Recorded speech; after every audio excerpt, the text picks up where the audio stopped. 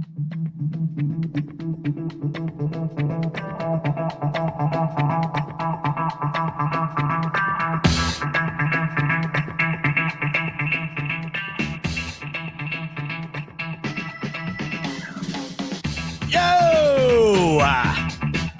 What is up, Buffalo Fanatics? Z-Bot, Rico, Friday afternoon on the Buffalo Fanatics YouTube channel. So good to have you in, Rico, my brother. How are you? What is happening, Friday? Bills Mafia, the Fanatics, the family? What's happening, everybody? Welcome. It's the Rico and the Bot podcast. I don't know. We haven't found a name for it yet, but this is the podcast where we don't just simply just talk Bills football. All right. We don't want to bring that to you. There's a lot of podcasts that give you that. We want to kind of mix in football, life, you know what I'm saying, sports, betting, whatever, under one podcast. And on top of that, we take phone calls to spice things up. I don't know about y'all, but I get excited for these phone calls. Very excited. We took phone calls last week. Same time, same place. We will be doing so again this afternoon, about 45 minutes or so from now, 1 p.m., top of the hour. We'll be taking your phone calls. We'll have the link in the live chat comments. All you have to do is click that link. You'll be put in the back room, and we'll be taking your phone calls. A lot of fun last week getting all you guys hopping in with us, joining, talking about a variety of different topics, because as it stands right now, the Bills have a variety of different topics surrounding them, and that, of course, includes the NFL draft that's 2 weeks away from yesterday, and that's what's on everybody's mind right now, including Rico and I. Buddy, does it feel like it's happening way too fast and way too soon, where you're like, I'm not even prepared? Because that's how I feel. Yeah, I mean, I think why it happens so fast, Rico, is, and I've been saying this, I'm sure you probably feel the same, but this offseason has been one of the craziest ever. And we've been spoiled. I wouldn't say spoiled in a good way. It's not like all these things that have come out have been very beneficial for the Bills, but we've been spoiled in the sense that there is something to talk about, something prominent to talk about with the Buffalo Bills nearly every week. I would say this past week's probably been the slowest it's been, but ever since the Super Bowl, there has been something every single week. And I think that's what's made it go so fast. You blink and the roster's completely flipped, and every week someone was leaving or coming, and now here we are, Rico. We're 2 weeks away, and this is the new chapter of the Bills kicking off at the end of April here. The new chapter of the Bills, and like you said, having all this Stefon Diggs talk and Josh Allen talk and all this stuff, it kind of like has muddied the waters of like, okay, let's focus on this damn draft, because like apart from the first round draft, maybe even the second, there's a big pause. We don't have a pick in the third. So now it's all about depth pieces. What can we get? What are the developmental pieces that we can bring onto the Bills? And we haven't been able to really dive deep. I mean, at least I'll speak for myself. And I think you and I are aligned in a way.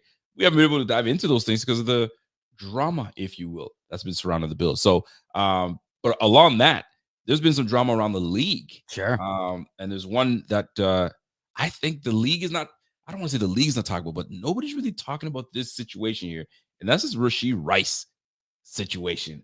What's up with Rashid Rice? Like, to me, that story is wild. You get into a car accident perpetuated by you and your homie while you speeding in broad daylight. Y'all get into an accident.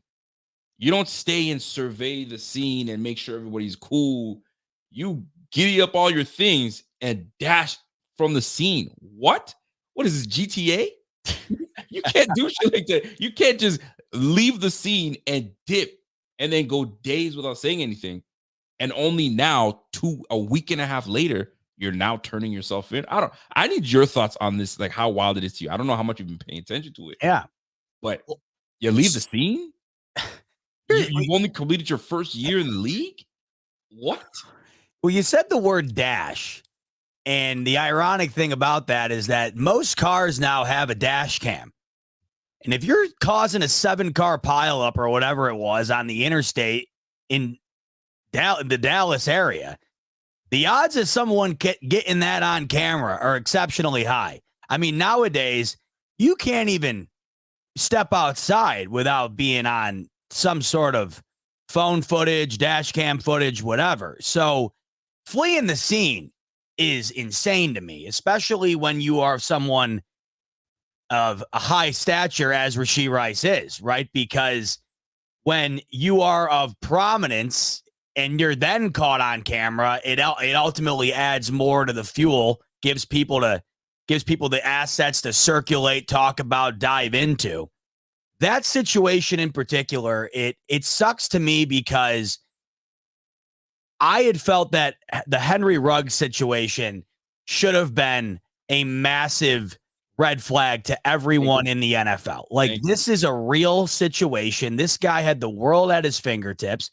Within one night, he does something stupid, kills a person in his car, and then proceeds to not only lose his NFL career, but go to prison. This is a real thing. And so you watch this happen. Thank God nobody was fatally hurt. There were a few injuries, and of course, those injuries resulted in charges for Rashid Rice. But you watch this unfold, and I think you understand to some degree the stupidness of it, Rico, because we've all sped before. We've all thought we were, invincible before. Oh, we'll do this. Everybody else does this. Nothing's going to happen. You get that element of it. It's the fleeing the scene type thing to me that is certainly the most alarming aspect of this. And here he is, Rico. Today he faces 8 felony charges because of what we're watching unfold here on this video. 8 charges, bro. Like, to me, that's wild.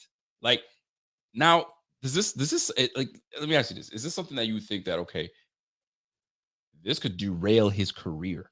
Or is it one of those slap on the wrist, you're suspended for X amount of games and he's back in the league? Or do they make an example of him? I mean, Henry, like you just said, Henry Ruggs should have been the example for everyone across all sports. Yes. All sports. And then you have this individual. I get it. It's a blemish, if you want to call it. If it's a one indictment on you or one low moment, some people might want to call it that way. It's a low moment, guys. Like, he's going to learn from this. Yeah, but when is enough? Like, yeah, you guys got to learn. You're different. Now you're getting paid a lot of money.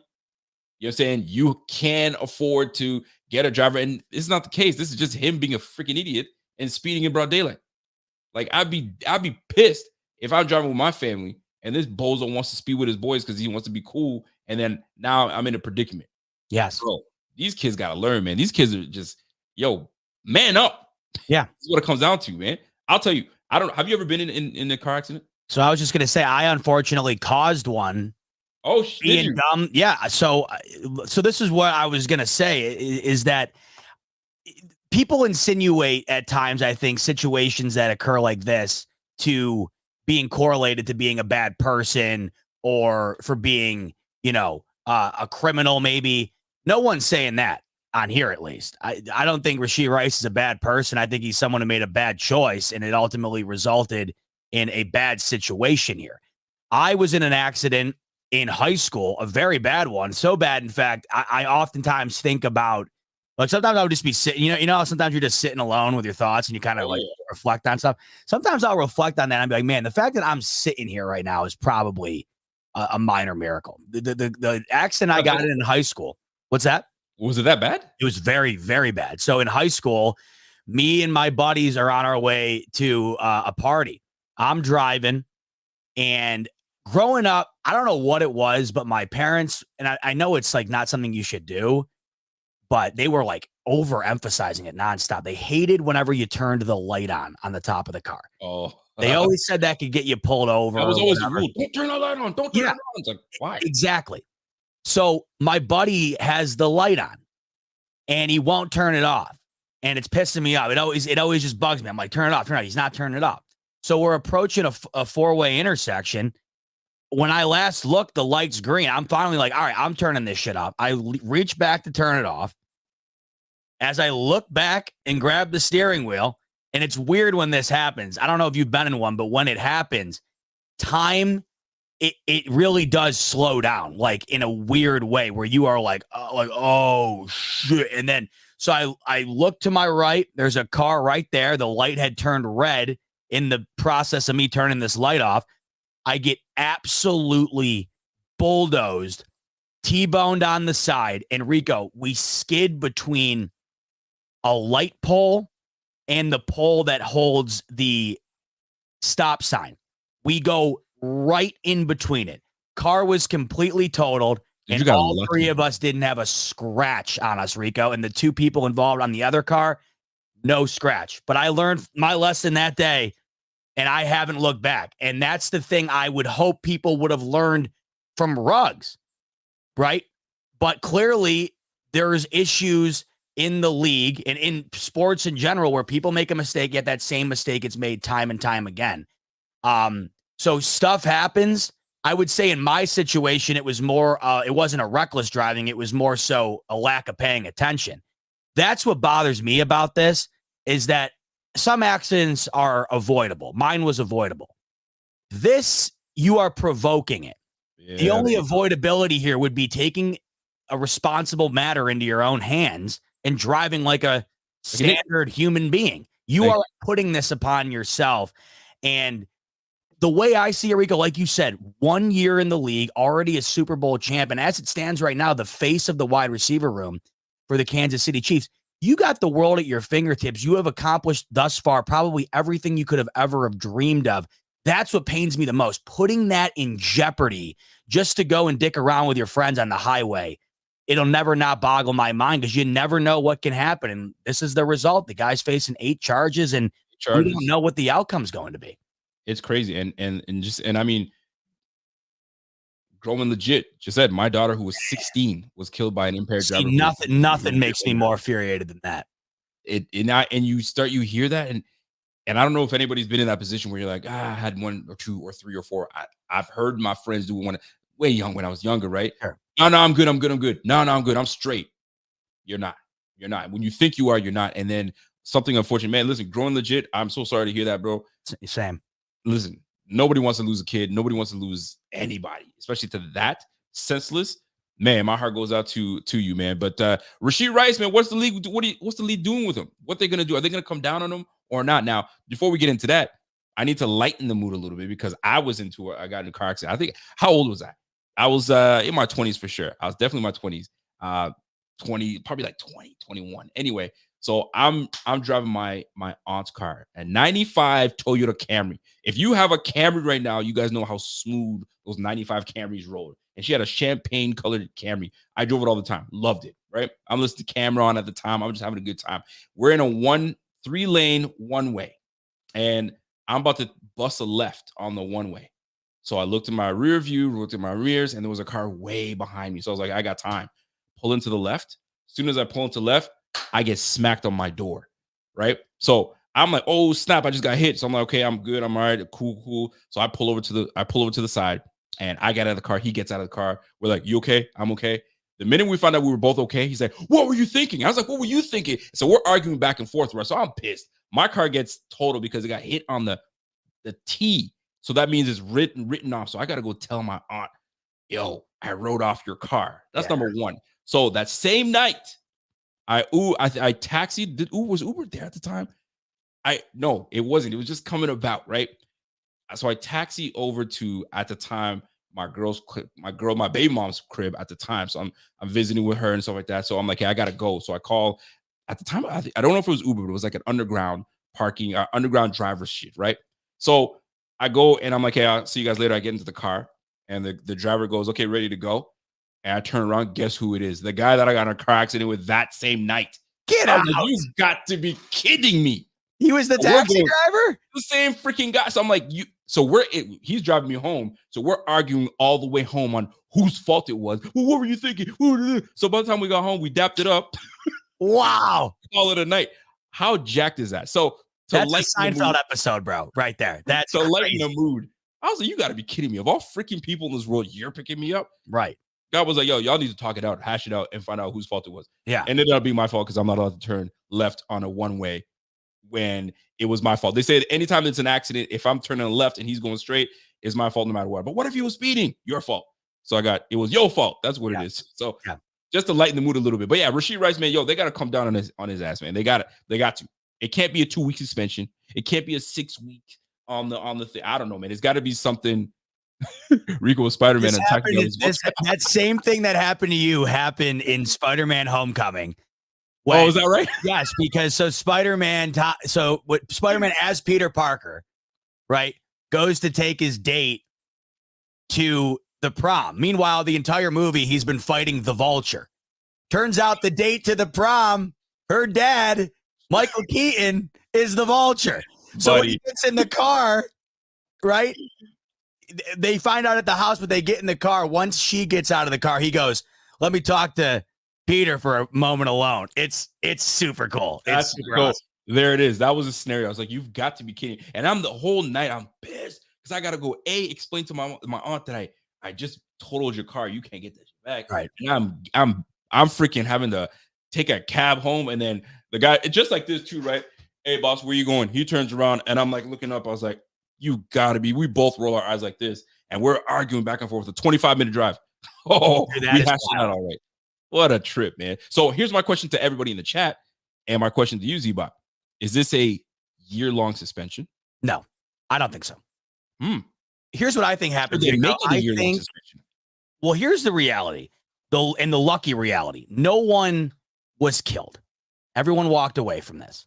That in itself should probably lighten whatever I think the outcome of this is. Now, is that right or wrong? That's up for you to decide, because it very easily could have gone a different way. And I'm sure if it did, we would have another Henry Ruggs situation on our hands, undoubtedly. Rashid Rice, as far as I know, his history before this is clean. And despite the 8 felony charges, I do feel like when these things happen, the prosecution is trying to put out the most amount of charges possible in order for one to stick. I don't think he winds up getting convicted of all of these, maybe all of them, who or any of them, who knows. Yeah. But I do think there's going to be a lot of finances involved here. I'm sure there's going to be hefty fines to pay. And I'm sure the NFL is going to make a suspension of some sort. If it were my guess, Rico, I'm guessing anywhere from 2 to 4 games is what Rashid Rice is going to get. Really? Yeah, I don't think it's going to be a full season type thing. I don't know if you would constitute that as a slap on the wrist or more of a medium type thing. Right. But I also think that it might depend on what the city of Dallas winds up deciding, because apparently the street racing in that area has been so bad that they have been confiscating people's vehicles that are involved in street racing, like literally taking your vehicle and saying, hey, sorry, like that's how bad it's gotten. So there's 2 choices at hand here, I think.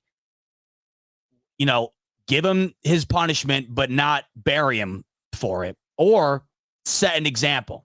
It's up to the league, and it's up to the prosecution and ultimately the judge as far as what the determination is. But if I were to guess, I feel like he probably settles these down to probably high-end misdemeanors, pays some fines, and definitely gets a couple games suspension. But I don't think this is going to derail Rashid Rice's career. You just hope he learns from it, and so does everybody else. I will agree in the respect of it won't derail his career, because I mean it is one incident, serious or minor. It's an incident nonetheless. This happens to be on the serious end. 4 games, I think the league would look at it like, come on, right? But they have to follow a process. Mm-hmm. Here's what we deem the length of time you got to get suspended for such an act, and this is the act that you did XYZ. But when are these guys going to learn? When are these cats going to learn? Henry Ruggs should be the ultimate example. Thank you, BK. Henry Ruggs, like you said earlier, Henry Ruggs should be the ultimate example to just smarten your ass up. So to me, it's got to be at least half a season. You got to learn, bro.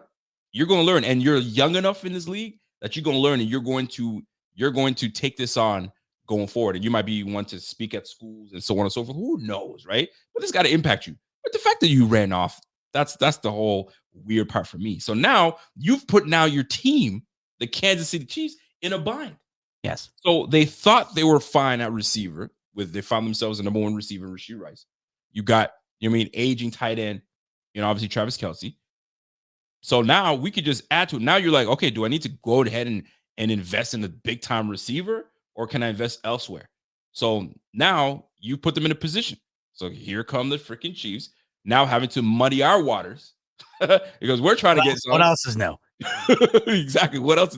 So here they come. Gonna try to muddy our waters. Yo, stay out. Go grab a offensive lineman or something, man. Let us enjoy our time to try to grab our receiver. And now you got Rashid Rice messing up the whole damn situation for us. So we'll see how this all plays out. Will the league come down on them? Depending on how hard they do.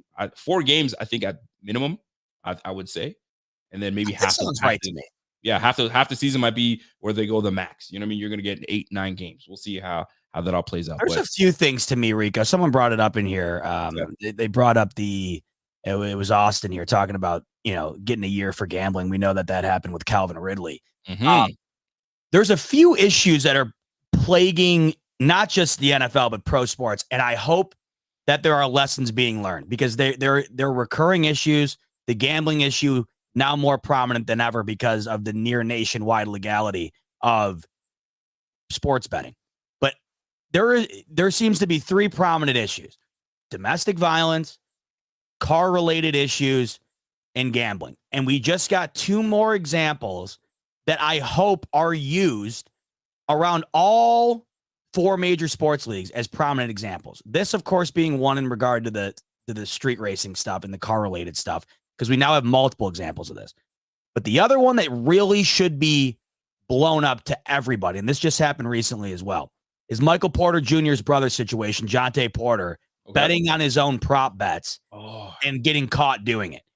There are issues currently facing all of these pro sports that are going to keep happening because we've seen them happen and they continuously keep happening.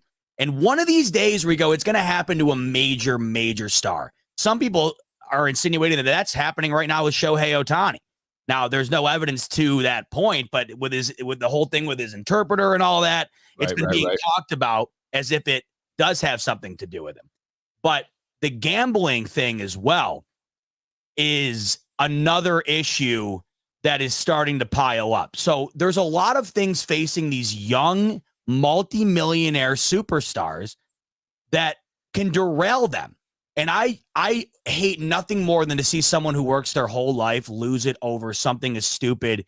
Yes, man. Racing around, betting on games. Like, it's crazy to me.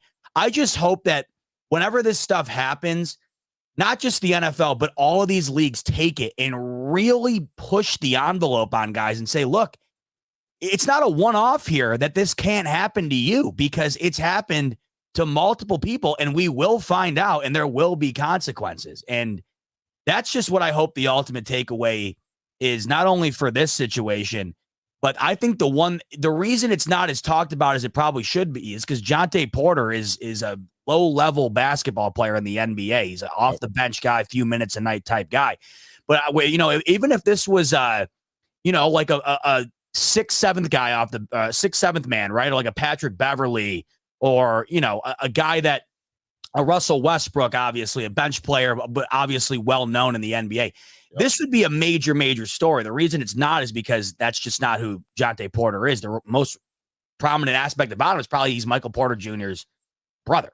But nonetheless, it happens. It's happening. And Adam Silver just came out and said that if it winds up being proven true, his days in the NBA are done. League ban. Oh, yeah, for sure. So you really just have got to be on alert. You have worked your whole life to accomplish this shit, Rico. You are in the 0.001% of the population.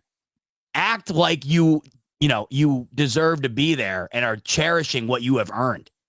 Now, let me flip the script a little bit, right? Because this gambling thing is just a new, I can't call it the new phenomenon because gambling's been going on forever, but it's being pushed and pushed and pushed. And you're like, yo, I like to gamble too, right? Hell yeah. What's wrong with me gambling? I want to be able to do the same. But now you playing with fire when you're starting to kind of involve your team, involve people involve yourself, and so on and so forth. But when they push it so damn much and they're making so much money off of it, it's hard for these players to say, like, yo, how come I can't get a piece of it, right? You had Lions players all suspended, cut, if not for doing that, suspended for a whole year. Like, it's a big deal, but it's a big business. So they've got to find the fine line of how, there is no fine line. If you're a professional player, you can't bet, period. You want to go and bet? You're not a professional player anymore. Go do your business. Can't do both. You can't double dip. And a lot of these guys are they're going to find ways to double dip. That's the big thing. They're going to find ways. So when you have a guy like Rashid Rice facing his issues and this whole betting situation, all these players getting in themselves in trouble, and now you're saying, okay, so how much does Rashid Rice get for suspension? And you're like, we say something like, I don't know, 4 games, something, and we consider that serious. But then betting, you're getting a whole year, or we might ban your ass. Well, because there's nothing worse to the league, Rico, than putting the integrity of the game in jeopardy. That's the key. It is Once the key. You start messing with the league itself, big money. And like you were saying, and I do get it. That seems to be a big, excuse for this is, oh, well, they're taking all this money in endorsements. Of course, these guys are going to want to do it. To me, it doesn't seem that hard, man. You are in a spot that a trillion other people on earth wish they were in. If the hardest thing that you have to do to avoid getting in trouble is not placing a bet on your own league, I have no sympathy for you if you're doing it. I think it's absolutely asinine that you think you can get away with doing that when you know it's highly illegal when it comes to the terms and conditions of these leagues. And you know for a fact that you're going to get caught. The geolocation is located on all of these bets. The accounts are within reach of all of these companies. It's that's something to me that seems very easily avoidable, but it still is something that people cannot get out of their own way with. And I just hope we see less and less of it because I just feel like it's an easy thing to avoid. Well, it might be easy for us to avoid because we don't have the public eye on us. We don't have millions invested. But like my man King Cam said, this might be the proper time. Could be. And I have a game I want to play with us with, by the way, with BetUS, because I don't think you know, Rico, it just happened recently. What's that?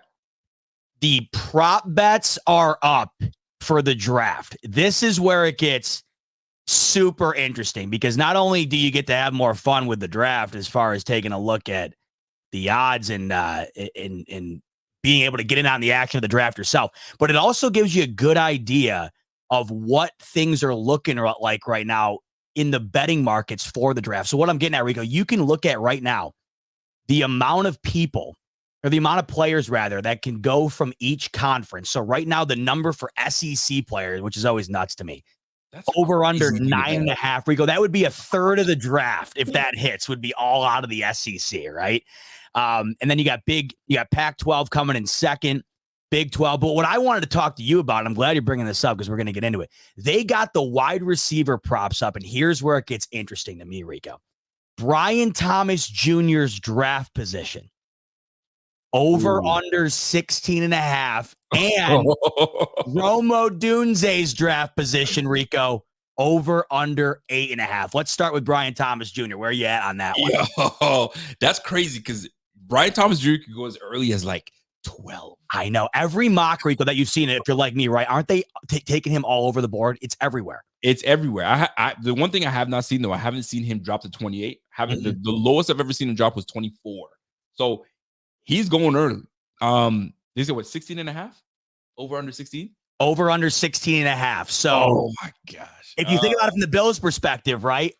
It would be that nice intermediate area to move up in if he gets there. So where do you lean on this line? Listen, if I'm a betting man, right? And we know that the Bills, you get the rumors that the Bills love Brian Thomas Jr. They might want to grab him. Even his boys are like, yo, you going to Buffalo, bro. You going to Buffalo. So I honestly can see the Bills moving up. They're going to go get their guy. They're not messing around. They're going to get their guy, right? I'm up and down, right? I understand why a whole bunch of mock drafts are done. Because like 1 week you'll feel one way. The other week you're like, you know what? Maybe this, that, right? So to me, I say Brian Thomas Jr., give me 16.5 under. I'm going under. The Bills are trading up, and they're going to find a trade partner in the 16. They're going to give up a few things, but they're going to get their guy at the under. I say under. Give me the under. Now let's shift gears to the Golden Goose. Let's dig that tunnel to Rome, Rico. Odunze over under 8.5. This gets interesting because many think, Rico, if he gets to the 9 spot where Chicago is, that could be the opportunity for Beane to make a franchise-altering move. Where do you see Odunze going on that over-under 8.5? This is why I hate these betting a-holes because they hit you on the sweet spot. Isn't it the where most you're perfect, man? I know. they hit you around that sweet spot where you're like, ooh. So keep the Bills in mind. Keep the teams that need a receiver in mind. And looking at your top 10 picks, it's been noted that maybe three of these receivers go, right? But linemen are pretty damn good in this draft as well. So 8.5. Golly. It's right on the nose. He's either going 8 or 9 to me. I just see it. But eighth pick is the Atlanta Falcons, if I remember correctly. Eighth goes the Atlanta Falcons. I don't know if they're really in need of a receiver. So give me the over. I think it goes over. I think he's in the range of like between the latest he'll get picked is probably 11 or 12. That's exactly how I feel. Is that how you feel? 11 or 12, man. I took the over. I took the over on the show last night. Now, here's one more I want to touch on, Rico, in regard to the wide receivers. The over-under for the amount of wide receivers drafted in the first round, 6.5. Another line to me, Rico, that it's very close. It's on the button. It's on the button. So, I mean, listen, let's be real. Let's go through the we'll call it the top 10 receivers in this draft, right? Mm-hmm. And who, because I've been hearing Worthy's name same up in there, potentially a sleeper, like the Miami Dolphins could scoop up and grab this brother, right? Ladd McConkey might sneak in. I don't think he has any business in the first round. I think he's going first round. I think he's going first round. I say under. I think he. Well, let's talk it through, right? Yeah. So right off the bat, we got Harrison, Odunze, Neighbors gone. Okay, that's 3. I'm gonna see if I can look at it. Yeah, let's look it up. I'm gonna look. Brian Thomas Jr. Like you said, you haven't seen him any later than 24. That's correct. So that's 4. I do not see Ladd McConkey getting out of the first round. To me, that's 5. Then we start to get into the questions about A.D. Mitchell, Leggett, Worthy, like you said. If those 3 get in, that's 7. I would imagine 2. The way I see it, Rico, I think 2 of those, I think it winds up going to about 6. I can hear the excitement in your voice right now. I've just been wide receiver obsessed, Rico, for the last couple of weeks. So here's what I'm looking at, right? Let me see if I have this number to me, it's like flip a coin.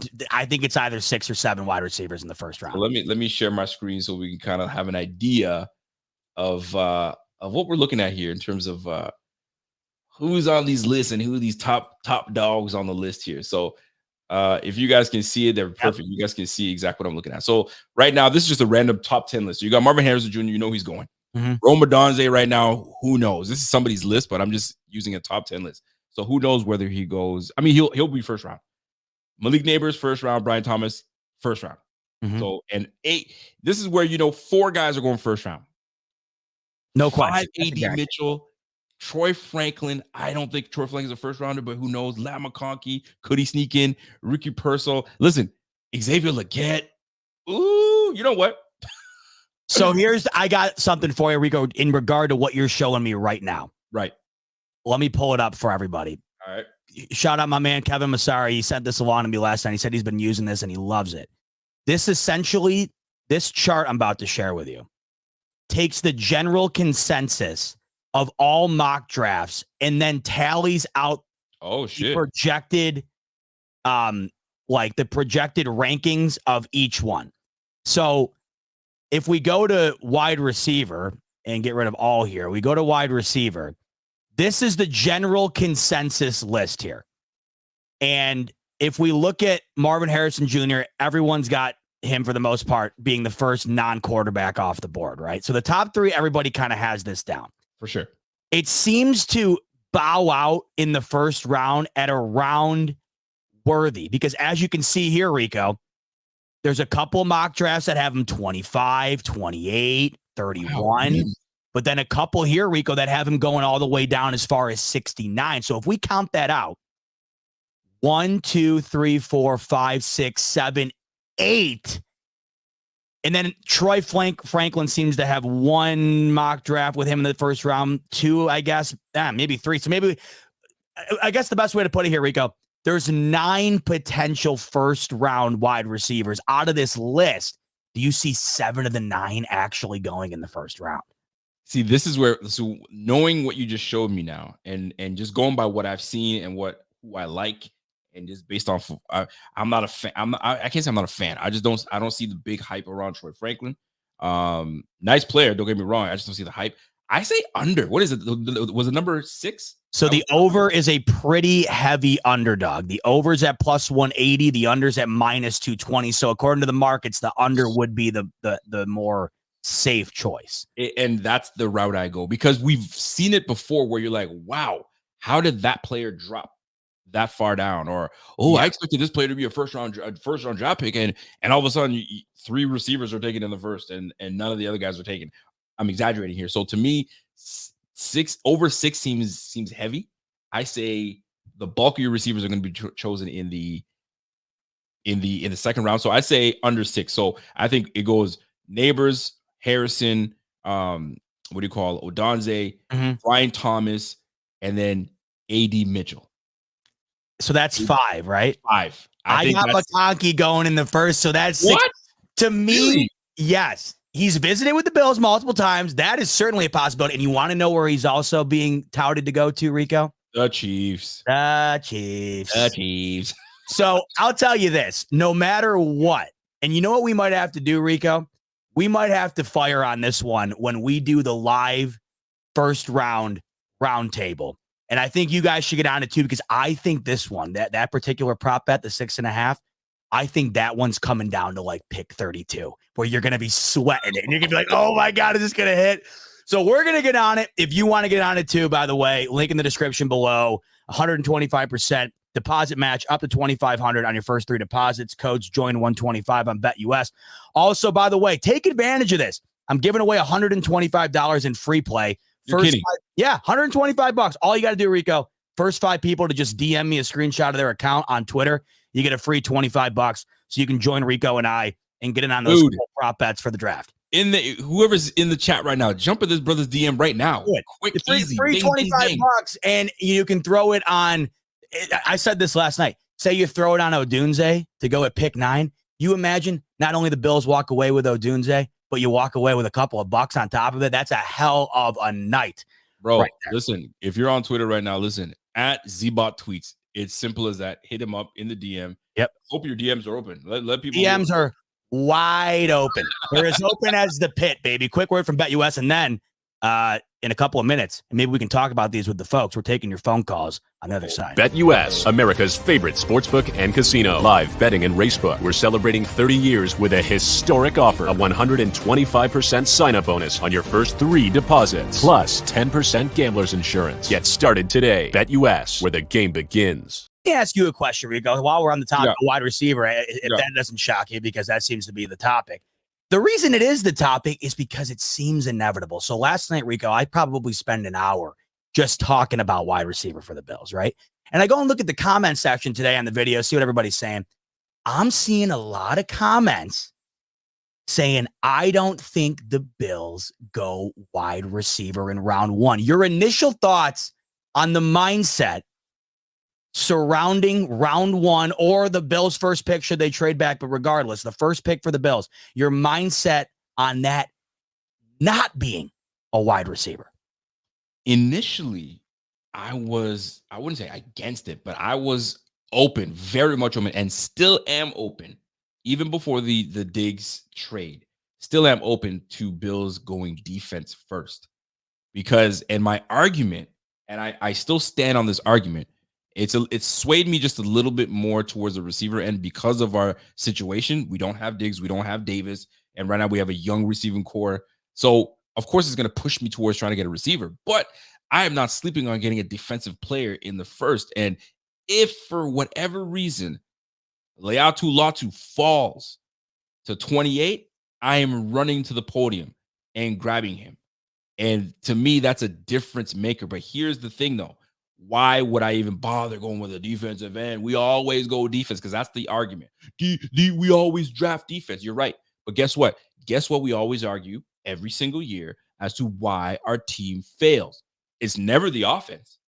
It's never the offense because Josh Allen, because we're always told that the defense always lets Josh Allen down.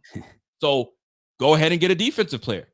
But now everybody's all about offense, offense, offense until we get to the playoffs. And if the same situation happens again, we're blaming the defense, right? So that was always my premise. But I also know that Coach McDermott knows how to freaking coach, right? This guy's a hell of a coach defensively. He was working with all these hurt players, and he still had his defense humming, right? So to me, I was in a position where I'm like, man, what do I want to do now? So now we're fast forward to right now. I'm on the fence. I think I'm more leaning towards the offensive side of the ball because it just makes sense to just get your guy, keep the offense humming, keep it rolling. You know, defense is going to be all right. And in this league, in this game, it's all about putting points on the board, period. So why not help your quarterback get on that? And I have my own beef that I want to share later when it comes to Josh Allen and the offense. So we'll get into that in a little bit. Okay. We'll get into that in a little bit. You mentioned Latu, Yes. right? And I figured we'd pull up because you said, hey, if he falls, I figured we'd pull up and see what the consensus is around where the first fall would be. And Rico, as I'm looking at it right now, The Athletic is the only analyst-driven site that has him falling past pick 20. So it looks like, based on the general consensus, he ain't going to be. In the words of Magic Johnson, I ain't going to be there. I might be there. So it would look like that wouldn't be. Absolutely. Now the question, I guess, Rico, is that if that's off the board, and because I'm sure you saw yesterday, it came out, that report from the ESPN analyst there that said that he has been hearing the Bills are either going to stay put, they're content at 28, or move back. If we shift back to wide receiver for a second and say, because the talks right now are primarily around trading up, and that's what I see happening, whether that be a major move up or a minor type move up to get Brian Thomas perhaps in the late teens. Say they do stick around 28. Based on what you think would be available at that spot, do you think it's worth going wide receiver if they stay at 28? Yes, because the guy that I feel that we'll probably get he'll be there at 28, and that's Adonai Mitchell. And if Adonai Mitchell is there at 28, I'm not waiting. I'm just, that's my guy. I'm going to stay true to my board is probably what they're thinking right now. Mm-hmm. I'm grabbing Adonai Mitchell. And now I'll take him over. Every mock has him lasting till at least 26. At least. And guess what? Our guy Beane likes to move up. And if he missed out on grabbing Mr. Brian Thomas Jr., he ain't going to miss out on grabbing Adonai Mitchell if Adonai Mitchell is there at 25 or 26. So he's got to make a move early. He doesn't want to be put in a position of like he was with Kyer Elam. And here's another thing. He's got to learn from that Kyer Elam situation as well. And that's probably why you're hearing maybe the Bills will probably stay put at 28 or even push back because of what they did with Kyer Elam. They panicked. They wanted McDuffie, but like that's what the word is on the street, that they wanted McDuffie. McDuffie taken underneath their feet. They're like, shit, we got to make a move. Yeah. And that's what you don't want to happen again. You just don't want that. You can't have it. You can't have it again. Look at the difference that's been made between that pick, between the two teams. One's an all-pro, one's fighting to get on the field. Oh my God. That's how big of a difference that's been. It's and here's the thing. Does he fall for that again? Does he fall in that position where he's like, shit, I'm at pick 28. I need a receiver. I'm put in a position. I'm going all in. And Beane gives me the impression that he's I'm gonna go all in type of guy. I'm not gonna be safe. So safe might be the way he should do it. If the guys that he really, really wants aren't there, go get yourself. And here's the thing. Let's just say the betting site comes in and says 6.5, and there are 7 receivers taken with it before the 28th pick. Bro, this is where you say, all right, I'm gonna count my blessings. I'm gonna grab myself a bona fide star safety in Nubin. And then that's where I trade down. Would you trade down there? Then I'd probably trade down. I'd probably trade down, stay in the high 30s, grab myself a Nubin, pick me up another 3rd round pick, add myself a 3rd round pick. So now I got 2 seconds and a 3rd. And now Bob's your uncle. You get yourself a safety. You get yourself Jalen Polk, which is a badass Polk. You know I love me some Polk. I know you are, brother. So you grab a Jalen Polk at the 60 spot. And now you got yourself a 3rd round pick, and now you're in the money. Yes. And now we're talking business. So this is where Beane has to really kind of like, listen, trust your board, number one. Don't over jump things if you don't think it's possible. And then you go from there. But here's the challenge too, where Beane's going to sit. He's going to be, there's always one. I always remember the two that, what was the draft that we grabbed? What's his name? Ed Oliver. Was it 20s? It was the year after Allen, wasn't it? Was it the year after Allen? Yes, it was. So it was 2019 or 2020. Can't recall. Right. It doesn't matter. So that draft, it messed things up because I didn't think we were going to get Ed Oliver. I thought the Raiders were going to grab Ed Oliver because it was the time where Gruden was coaching alongside GM. What's his face from NFL Network? His name is eluding me right now, but you guys catch what I'm saying. Oh, Daniel Jeremiah. No, not Jeremiah. He was the big time. The man. He was the guy. He getting pushed out the club. And he was the GM for the Raiders, and he got fired because he was terrible. Anyway, I know you guys will let me know in the chat. Anyway, regardless of the fact, these two picked up Clelin Ferrell for the Raiders, and it propelled Ed Oliver to drop to the Bills. So the reason I bring this up is there's gonna be a team. Mike Mayock, thank you, Michael Mayock. So Mike Mayock decided to pick the freaking Clelin Ferrell to the Raiders. We're like, what? And dropped our guy Ed Oliver to the Bills.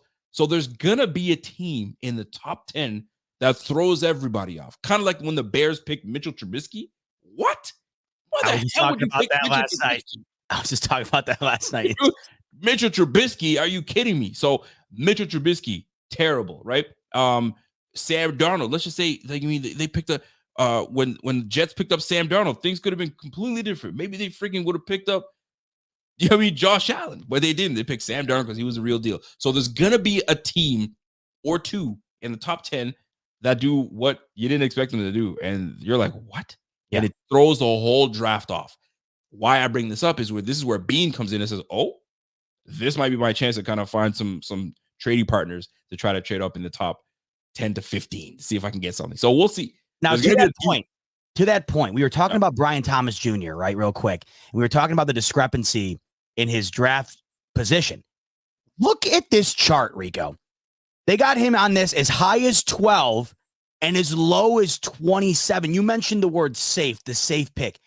Is that the safe move? Don't trade all the way up and give up the farm, but trade up enough to where he's going to be there and you get one of those top guys that isn't the top 10 type guy.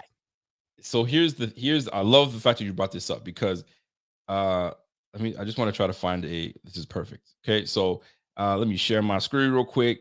So kind of give you an idea of where Beane's head could be. Where Beane's head could be when it comes to where he could trade up potentially. Mm-hmm. All right. So you got Carolina, you got Chicago, you got Washington. Like, he ain't going to get into top 10. So let's forget about top 10. I just really highly doubt he gets in top 10. So Minnesota they need a quarterback. So you can forget about, Minnesota's not going to want to trade out if they think they can get their quarterback. Denver could be a trading partner. Las Vegas could be a trading partner, but they also potentially need a quarterback. So who knows what they'll be grabbing, right? New Orleans, now you're in that territory. Do they need a receiver? Well, they just lost Michael Thomas. So could they? But they got many other needs that they need to address. So this is our range, man, between 14 to about 20. 14 to 20. This is our range, man.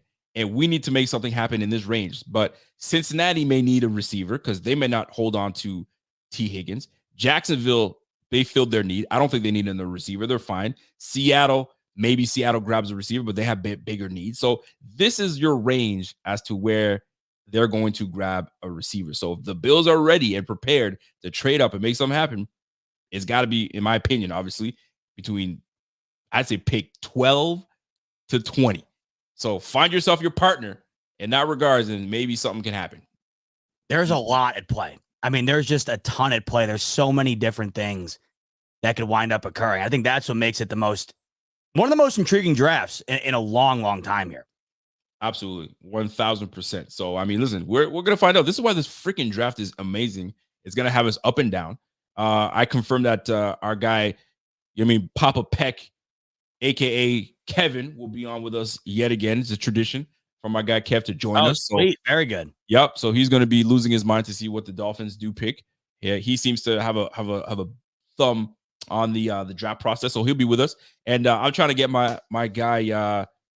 What do you call? I mean, there's several guys that I have coming in, but Carl Jones might be joining us as well. Nice. To give us his draft analyst, his mindset. So we'll see how that all plays out. But we're gonna take some phone calls in some time. I know there's other topics that we could hit, but if you're ready to take calls, baby. I figured we're going to do that in just a second. Let's knock out these super chats real quick. We got 3 of them. We'll start with Darren. And Darren saying, what's up, Rico and Bot? Hope everything's good in life. Hope everything's good with you, Darren. We appreciate it. We all know we need a receiver, but what other positions do you want to see get cleaned up in the later rounds? I think we talked about that. We want to see DN at some point. We of course, want to see safety, perhaps some more O-line depth as well. But I also want to see a double dip at wide receiver later on as well. If they go wide receiver in the higher rounds, I also want to see another addition later on. How do you feel? I feel good. I mean, listen, if you break down the positions that we have, I don't think we necessarily need we don't need to pick a linebacker anytime soon. I think we're comfortable with where we're at. Obviously, we have the return of Milano. Then you got Bernard that's going to be coming back and having a monster third year. I think going into his third year. So, and then you got obviously Dorian Williams that's going to take his step up in his second year. So I think we're good with that trio, and then have some depth behind him. But the position I'm looking at is always the edge. If you look at who our edge rushers are, you got Greg Rousseau, Von Miller, right? And then you've got AJ Epinesa. Yes. They're your edge rushers. We need to find ourselves another edge rusher that can get after the quarterback, put some pressure, have a motor. We need to also get some depth at DT. You got Ed Oliver, and then you've got a bevy of guys that could play. I mean, we brought back Taquan Jones, but after that, dude, you got to get some depth at DT. So that plays a big part in this whole situation too. So the defensive line, yet again, I know it sucks and nobody wants to hear that because we always invest. I mean, we freaking just a few years ago we double dipped at the end, and one of them on the squad right now that potentially are they going to give him his 5th-year option to Greg Rousseau or are they not? And then you have another receiver, another DN that got traded to the Giants because he didn't good enough. That's yesterday. So there you go. So we'll see. I say DN, the edge, the DT. That's where we need to really to bolster in the later rounds, and that's where Beane usually hits. So let's just hope that he hits, and we could really focus on bolstering this offense so we can remain one of the top offenses in the game. Totally agree. Next super chat coming in from Scotty. They found 10.8 ounces of marijuana in the car in the state of Texas. That's a Class B misdemeanor. They also found a gun. Police say misdemeanor. They also found the gun they say wasn't loaded. I don't know if I heard any of that. Dude, if they found, listen, I heard they found weed. It was like 10 grams. So, I mean, or 10 ounces. Was it 10 grams? I think it was 10 grams. 10 ounces. Really? It was 10 ounces? 10 ounces is an insane amount. Yeah, I don't think it was 10 ounces, but I think it was 10 grams. Something with personal use. But having a gun and drugs, bro, you're asking for it if you're doing that bullshit. Especially in Texas. I know. I don't think it's legal there yet. So yeah, I don't know. I don't know the rules up in there, but that's craziness. That's crazy. Talk to me. But yeah, shout out to my guy Scott Van Loo. What's up, man? Big time. Always supporting. And then Signified's coming in. Like you said, Mike Mayock, the only one who knew how to draft bombs and criminal. Dude, man, come on. That's on your watch, big guy. That's on Mike Mayock's watch. And Gruden. Boy, did they think they thought they had something, those two. They thought they had something, man. How the mighty had fallen and that whole thing just collapsed in Cleveland. All right, excuse me, in Las Vegas. Just oh my gosh. What an epic disaster. Absolutely epic disaster. So whenever you're ready, boss man, let's rip it. Take some calls. Let's do it. Let's start with Signify. We just took a super chat. We'll take his call. Signified, brother. What is up? What do we? At first, I thought you had a Denver Broncos jersey on for a second. It's looking orange on that. What's going on, guys? What's up, man? You got to turn your volume down, brother. Oh, shit, man.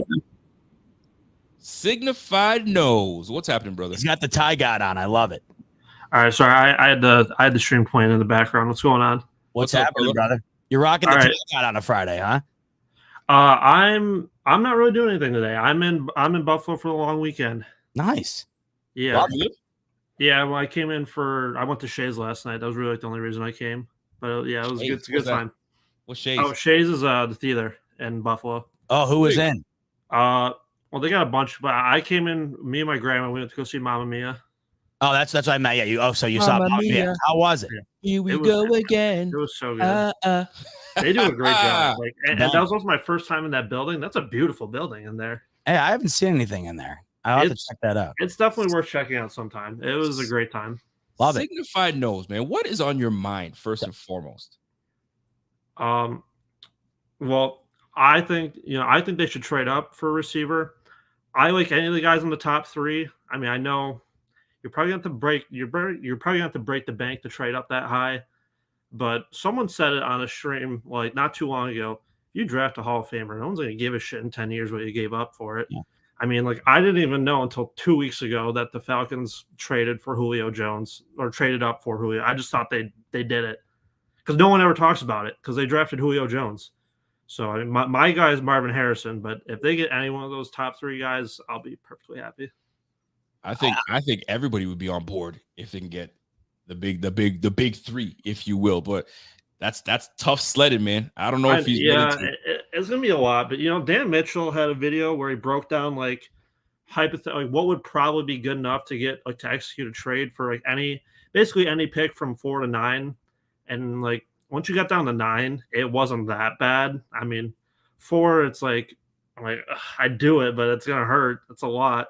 But like 9, I don't even think he gave up a second-round pick. I think they did the first-round pick swap and like a couple day 3 or day 2 or 3 picks, and that got us into 9.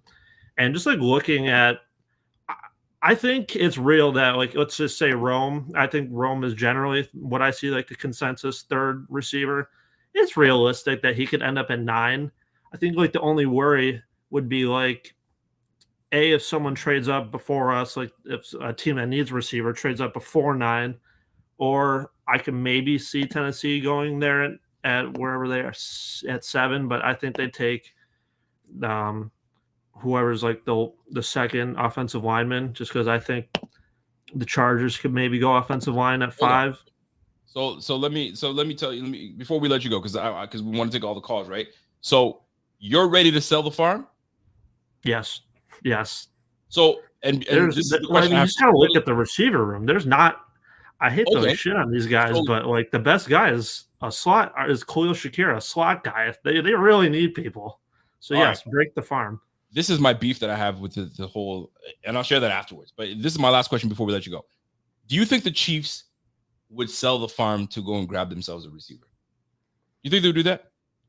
Well, after the season they just had, they don't have to. They could. They just forget about the season they just had. Let's just say Rashid Rice ain't coming back. All right. They thought they had a receiver. Now Rashid Rice ain't coming back. He probably is, though. Would they sell the farm? Do you think the Chiefs would sell the farm?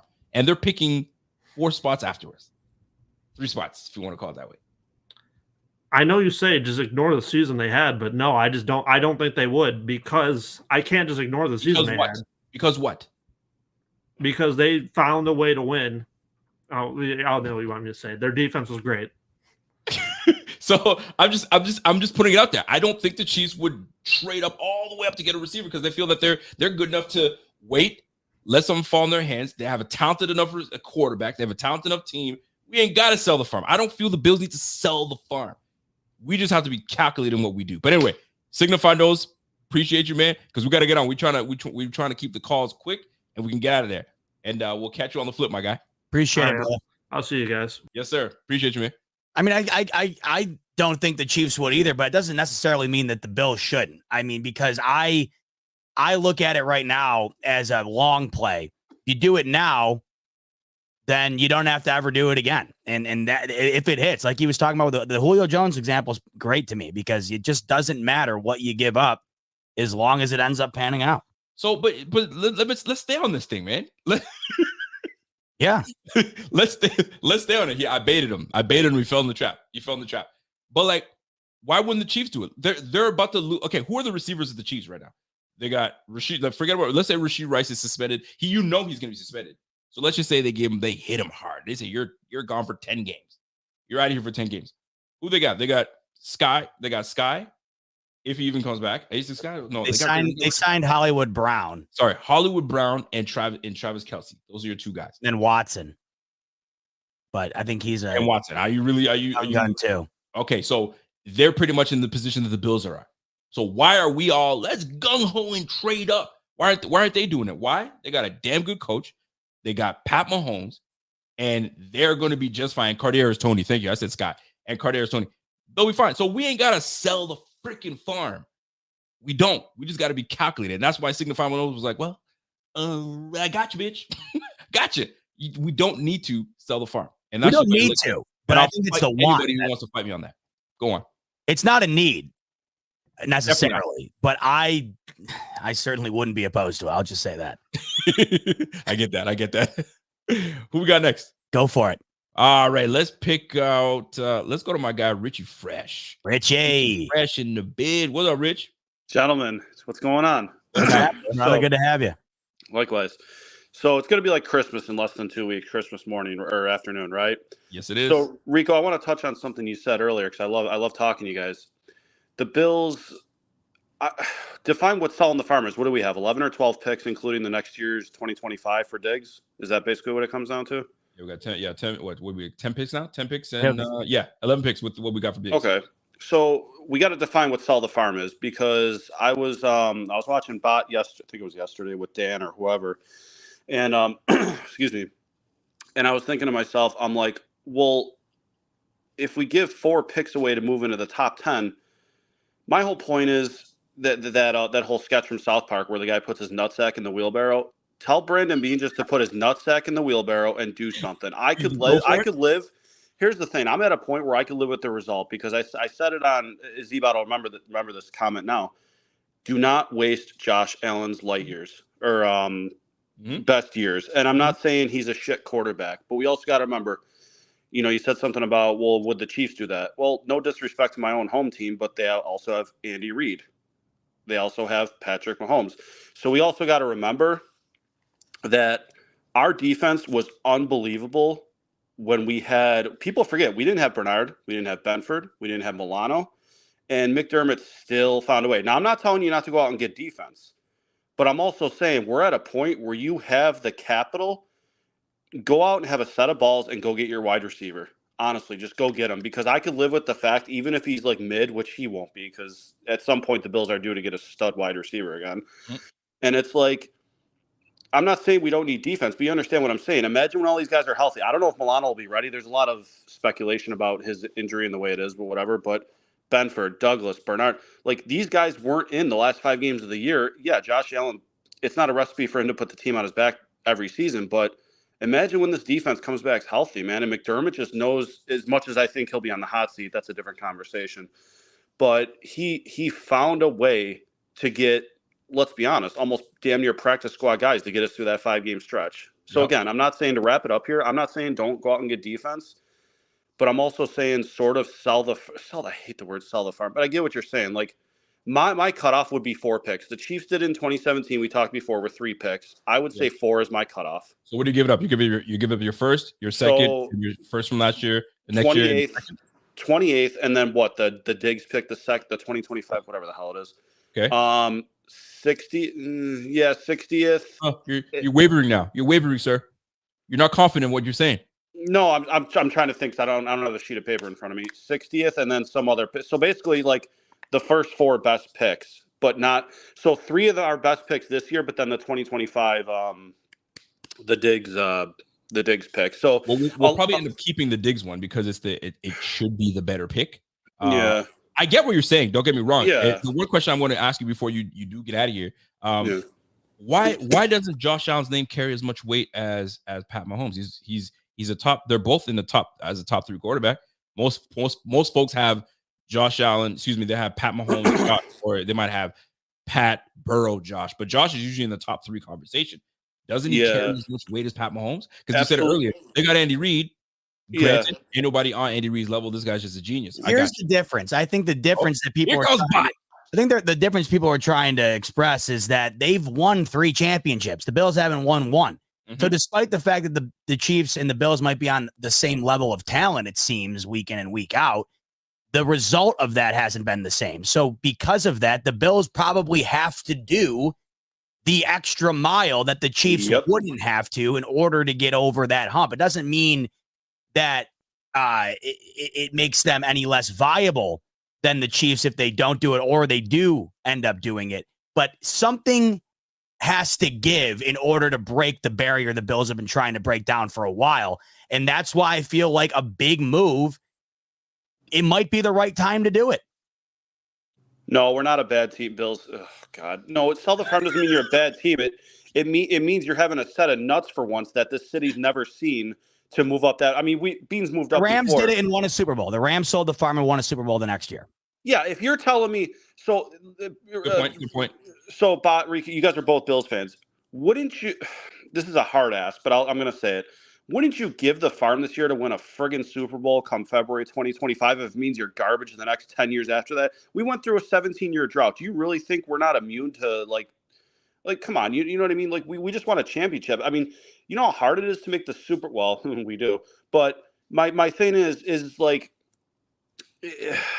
I don't know, man. Richie's having a hard time. Richie's like, oh. No, He's because conflicted. I think we all are. I get it. For once, I just want this team to do something that – and not that they haven't, but just Josh. So we clearly proven we can't beat the friggin' Chiefs in the playoffs. So I'll end with this: if you can't do that, and defense, coincidentally, the 13-second game with the prevent coverage, this stupid shit. It's always usually been our defense. So why not change it up and try something different? Move up in the draft, get your wide receiver, spread these mother effers out, get them the ball. And guess what? Maybe now you got to think about outscoring the team because McDermott, as much as I don't hate him by saying That's this, because it sounds like I'm a hater. But what I'm saying is, in tight games, 13 seconds, this man, he can't close it out. So guess what, guys? Let's try to outscore the other team instead. Perfect, Richie. We're gonna let you go, and we're gonna finish that conversation. Appreciate it. That's the angle he was saying, right? If we can't do it defensively, because if that's the notion as to why we need to, I know he doesn't want to sell the farm, but we'll use it because we all know what it means to sell the farm, right? Give up a lot to get what you need, right? So if that's what we need to do in order to get the piece that we need, in order for us to outscore our opponents, because we don't feel like our defense is good enough to do it, then I get that angle. So then now you better hope that when you do sell the farm, you get the right one. You've got to, and this is where your scouting comes in. Which one? Because Neighbors, Odonze, Marvin Harrison Jr., maybe all three of them hit and they're amazing, or two of them are busts, right? And you trade up the farm to get that. I mean, we did that for Sammy Watkins, and you saw how that went down. Yeah. So it's risky. It's risky. Now, before we even take another call, here's my beef. All right, and I want to address my man Pierre, because Pierre's like, I'm convinced Rico, he's such an idiot. Rico hates Josh Allen. I love Josh Allen. And I love Josh Allen so much that I feel like he's damn good. And I think he's so talented that you may not need to give him a bona fide guy. I think he can be at the level of the Pat Mahomes, that they just sling the rock and just give me weapons that can do the job. And I promise you, we're going to get it done, right?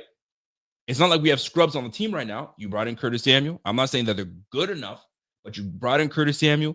You have an up-and-coming great player that could be in, obviously, Khalil Shakir. You have yourself an up-and-coming star that can be in Dalton Kincaid. You got James Cook in the background. It's not like we're sitting here like a sitting scrubs. We got some good players on there. So Josh is good enough. Do we not deem him good enough that he can get the job done with the guys he has right now? Because I'll tell you right now, the Pats fans will be like, not Pats fans, Chiefs fans will be like, yo, we have Pat Mahomes. We good. As long as we have Pat, we good. Give us anybody you got. Pat will make it work. Why can't we say the same thing for Josh Allen? Why is it that we need to always say, we need to bring that guy in? Why? Because the Chiefs have proved it time and time again. The Bills haven't. That's the biggest difference. That's why everybody says that. That's the only explanation. It's about that. It's about the win. Yes, absolutely. Absolutely. There's no, it doesn't come down to anything other than that. And, the Chiefs have also had the best tight end in the league as well. And during one of their championships, they probably had the best wide receiver in the league as well. So I know the Chiefs have done it in an improbable fashion the last 2 years without the top guy, but nobody else has.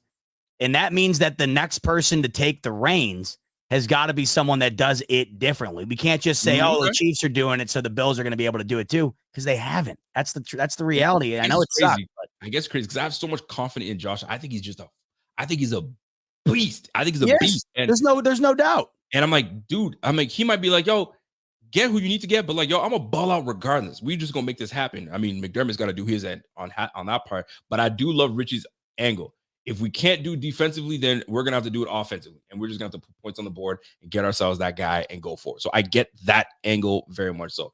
I'll let you drop I'll let you get the other call. And before you get the other call, guys, get in your points because we want to give a lot of opportunity because we learned from the last call. We dragged a lot of the conversation, although they were great, but we want to get the takes so we can talk about it. Get your take on it. We'll get off the phone, and then Z-Bot and I will kind of get into it. But I like what the Z-Bot angle you're taking, Z-Bot. I like it. You're subtle right now, but I like it. I'll let you take the other call. Let's set it up with No Lack, and let's see what he's got. No Lack and happy Friday. What do you got for us, my man? This motherfucker's going to try to come in some bullshit today. I'm waiting for your ass. Hey, what's going on, Rico? We've been going back on Twitter for a minute, my guy. He's been waiting. I've been waiting. I'm going to keep the what I'm going to say is this. When did we stop trusting Brandon Beane? I remember a whole lot of concern when Tremaine Edmonds about his contract and everything like that. When did we stop trusting Brandon Beane? He filled that gap. We needed an edge, right? Von Miller came in. You know, couldn't predict the injury, but Brandon Beane, he did his thing. And then we had some issues at corner. Rasul Douglas came in. When did we stop trusting Brandon Beane?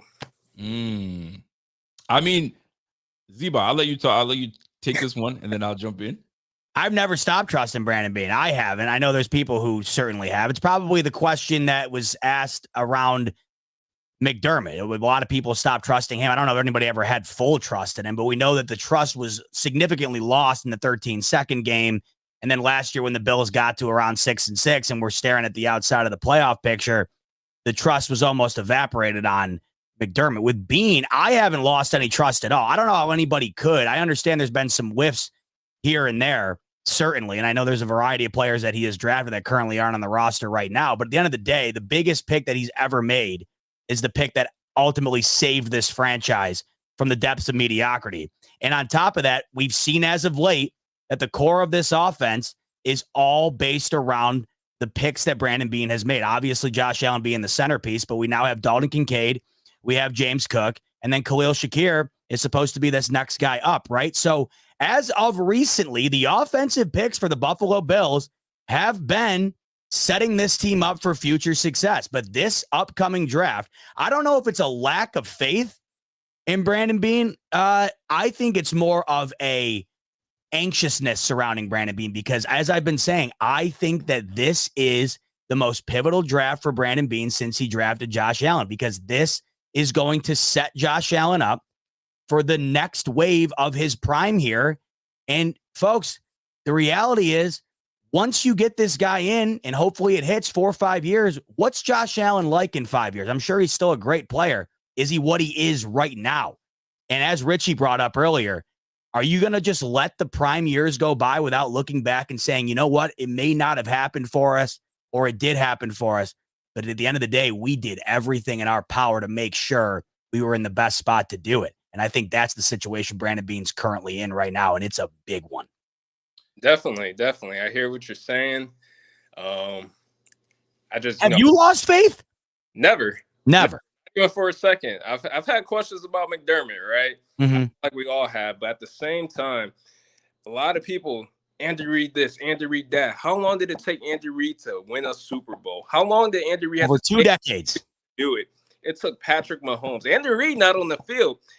If there was no Patrick Mahomes, would Andy Reid have won 3 Super Bowls? No, absolutely not. Right? Patrick Mahomes is the X factor. I give all credit to Andy Reid, all credit. But we also got to see what Belichick is like without Tom Brady, right? It's true. And we saw don't fall out of that. You done like you done. So I have all the trust in Brandon Beane. I actually love Brandon Beane. I love his honesty. I love how he's a straight shooter, and you know that he cares about this franchise. He cares about this team, and he wants to win. There's no question about that. However, let's not act like, you know what I mean, Brandon Beane ain't got some questionable picks where you're like, come on, son. And Sure. not every GM is going to hit. I know that. So don't come for be like, every GM whiffs. We know, right?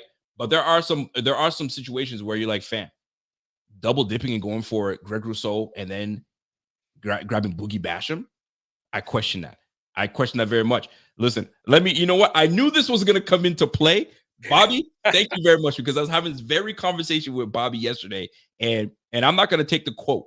I'm not going to take it as if it's mine, but we're going to bring this up because I think it's perfect, because we were talking about Brandon Beane. We happened to talk about Brandon Beane, and he laid out some interesting points, right? So the question was something to the nature of Beane and his picks, and are we still in on Beane, right? So let me get into it so you guys can see what's going on here. So here's how the conversation went down, right? So Beane draft picks have been looking kind of better, but and then Bobby's like, I think he kind of messed us up. I was like, what? Explain yourself. So when I start reading the stuff to you, you're kind of like, okay, I get it. He's not immortal. He's not like no perfect pick, but here we go, right? Trading up for Tremaine Edmonds. When we had 4 all-pro linebackers, we literally could have drafted that were behind him, right? But we traded up for Tremaine Edmonds. Holding on to Tremaine Edmonds too long. We held on to him a year too long, right? And then he ended up getting his contract. Trading up for Cody Ford. People forget about Cody Ford. Where he at right now? Where Cody Ford at, right? We traded up for Cody Ford, and we could have had DK Metcalf. All right? And those are just little things, right? The infamous back-to-back, like I just talked about, right? The Rousseau and my man Boogie Basham, which is on the Giants right now. And I think, is he still on the Giants? I'm not even sure, right? Then you got Kyer Elam. Bot just said it earlier, fighting to potentially stay on this team. Who knows what's going on?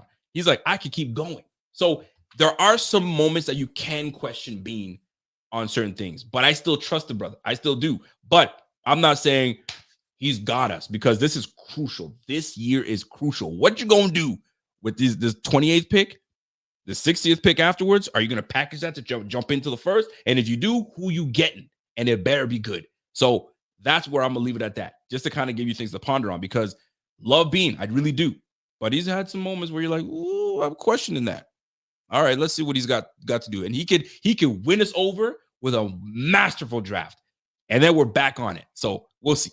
We'll see. That's the beauty of Beane, man. The beauty of football. Because when you think we're out, or you think you're ready to give up on Beane, then he gets you. Like where we're like, why is Beane not doing anything? Do something, Beane, right? The meme where he's taking a stick and he's poking the thing. Do something. And all of a sudden, Von Miller to the Bills. We're like, oh, everybody starts losing it, right? Here we are. Fast forward. Hey, it's checkers. Right? Anyway, yo, listen, no lacking. You didn't lack today, man. You didn't lack. No doubt. Appreciate it, man. Hey, appreciate you guys, man. Take it easy. Take care, bro. He wasn't lacking this time. No doubt. I loved it. Brought the heat. That's great. Let it rip, Rico. What do we got? All right. Who we got? Let me see who's sitting here. You know what? Let's go Jai. Jai hasn't been on this before. So let's bring in Jai, and then we'll go to Andy Johnson right after. Andy, we see you. We see you cuddling that cat. Put that damn cat down, man. I see you. Don't try to act like we don't see you. I seen guys go, you buy. That's you look me. like a That's cat me. cuddler. You look like a cat cuddler. Come here, big time cat cuddler. Love my cats, baby. Let's go to my guy, Ja. What's up, Ja? Is it Jay or Ja? What is it? It's Jay. It's Jay. What's up, Jay? What What's up, Jay? happening? What's up? Sorry about the noise. They fixing the heat right now. But I think we should just stay put at 28 and take the best available receiver. Then come back second round, trade up to like 36 to like 45, somewhere in that range, so that it's still good available players. And then you can go defensive player, or you could double dip and go receiver. Then come back at 60 with keeping the 60th pick. Then go. We would be able to do that. How you gonna keep the 60th pick? You trying to trade up? You're gonna give up that. I would say next year second and some more capital. I don't know how much we would have to give up though. I mean, you're gonna give up something, but you ain't getting that an additional second round and your 60th pick. How much do you have to give up to keep the 60? Listen, if you're, that means you'd have to give up next year. You're not gonna give up next year's first to jump up into the second. I doubt they would do something like that. I mean, I ain't Brandon Beane, but I get what you're saying. Stay put at 28. So if you're going to stay put at 28, and we'll use what Bot said. Bot said the Vegas is saying 6.5. There could be 6 receivers gone. So let's just say the top 4 guys are gone. Brian Thomas and the top 3. Adonai Mitchell's gone. That's 5. Who else would you say, Bot? Number 6. McConkey. You and that motherfucking McConkey, man. You want to make a bet right now? That guy's going in the first round. I guarantee it. Put some money on it. I will. I will, So, damn it. Let's say McConkey's gone. Boom. So you got 6 receivers, right? And then we'll just say we'll sneak in Leggett. Leggett is gone before that. So maybe you know, maybe you don't. Who would you then choose at 28 when your top 6 receivers are gone?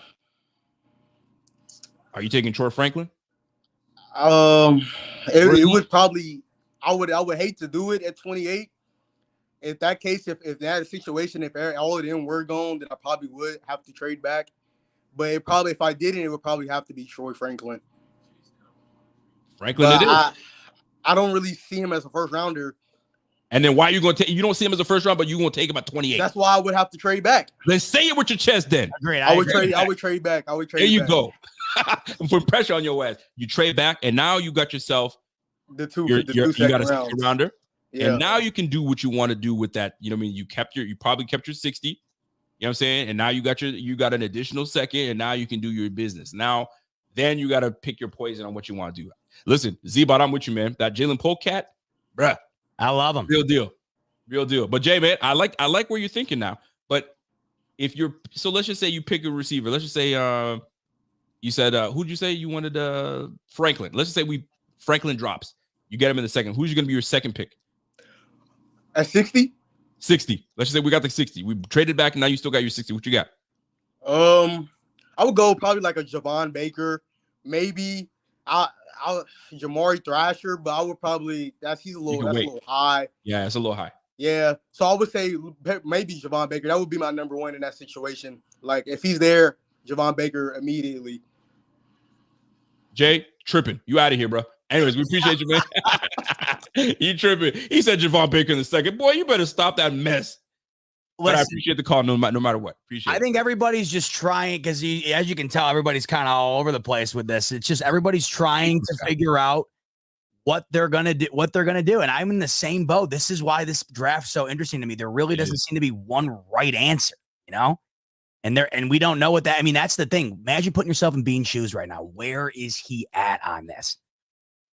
Pierre is such an idiot, bro. He goes, why don't we do a Ricky Williams-Saints type trade? What was that? What was that? I don't have that at the top of my dome. Do you not remember the Ricky Williams trade? For the Saints? Oh my gosh. I don't think I do. I was a kid. One of the worst trades in NFL history. Ricky Williams Saints.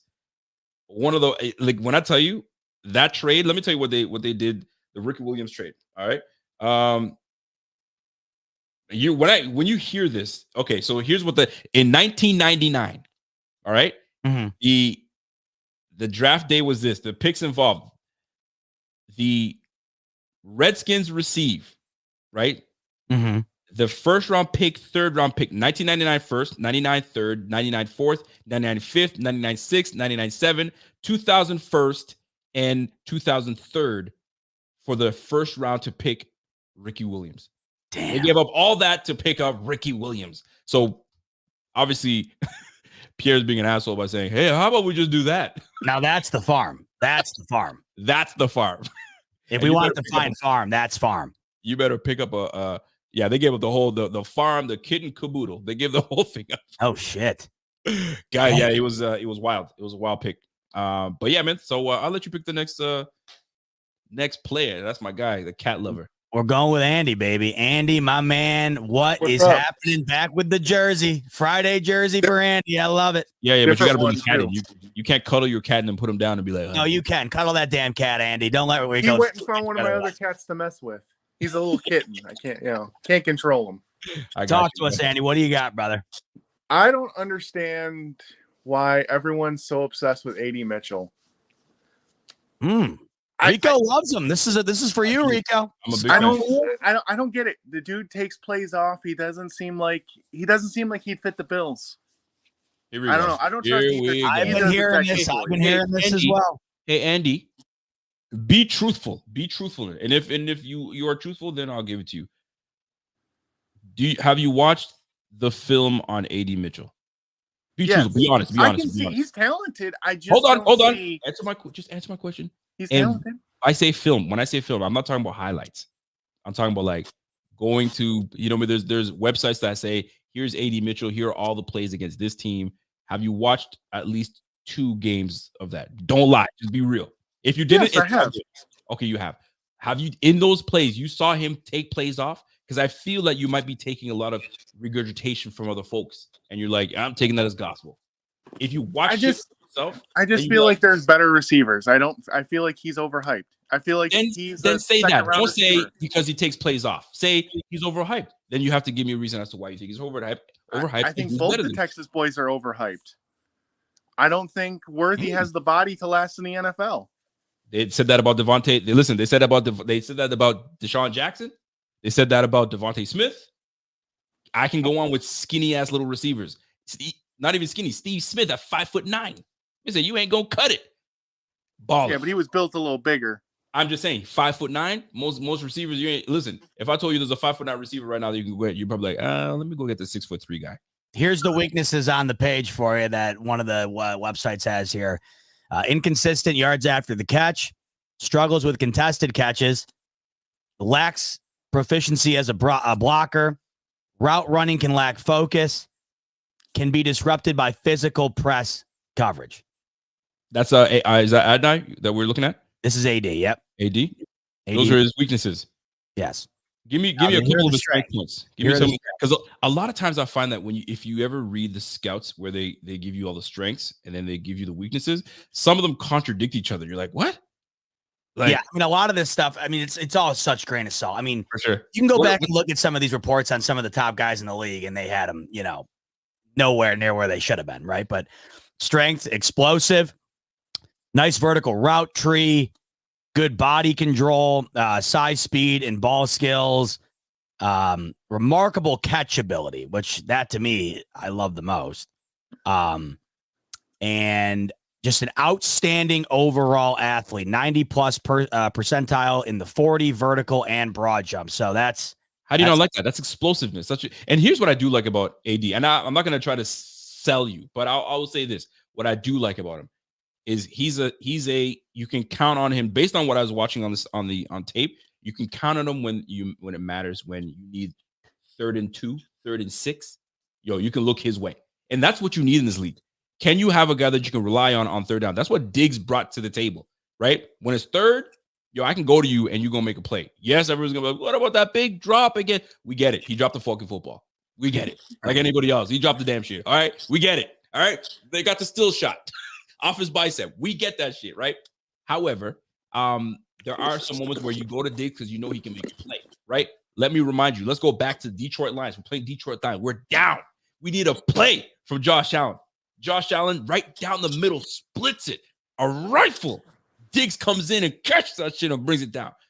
Those are the moments that we appreciate and we love. And I think a guy like AD can do the job. But listen, man, it's a crapshoot. Maybe he's a effing bust and he's whack. Who knows? That's why it's intriguing. I want McConkey at 28 and then Polk at 60. So sign me up, Andy. That sounds. I've been on that train for a while. If we don't trade up for like Odunze, that's what I want. Dude, I would be all over that. Hey man, listen, I don't want to hate on McConkey because it sounds like I'm hating on McConkey. He's a hell of an athlete, though. He's an athlete. Yeah. So I like his game. Don't get me wrong, right? But to me, there might be some better receivers that will go ahead of him. But it's all about the fit. You need separators. That's the one thing he does best. That's perfect point, man. You need guys that get separation and know what to do with the football. And if the Bills don't get him, like we said, the Chiefs, and you don't want to be dealing with that. No, you don't want to be dealing with that. No doubt. Andy, we appreciate you, brother.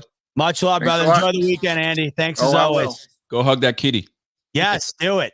Do it. Don't let Rico tell you otherwise. Give the cats all the loving. I saw a quote once about the cat. This will put it in perspective for you. Let me hear it. They're part. You're. Hold on. Let me think of the phrasing again. They are part of your life.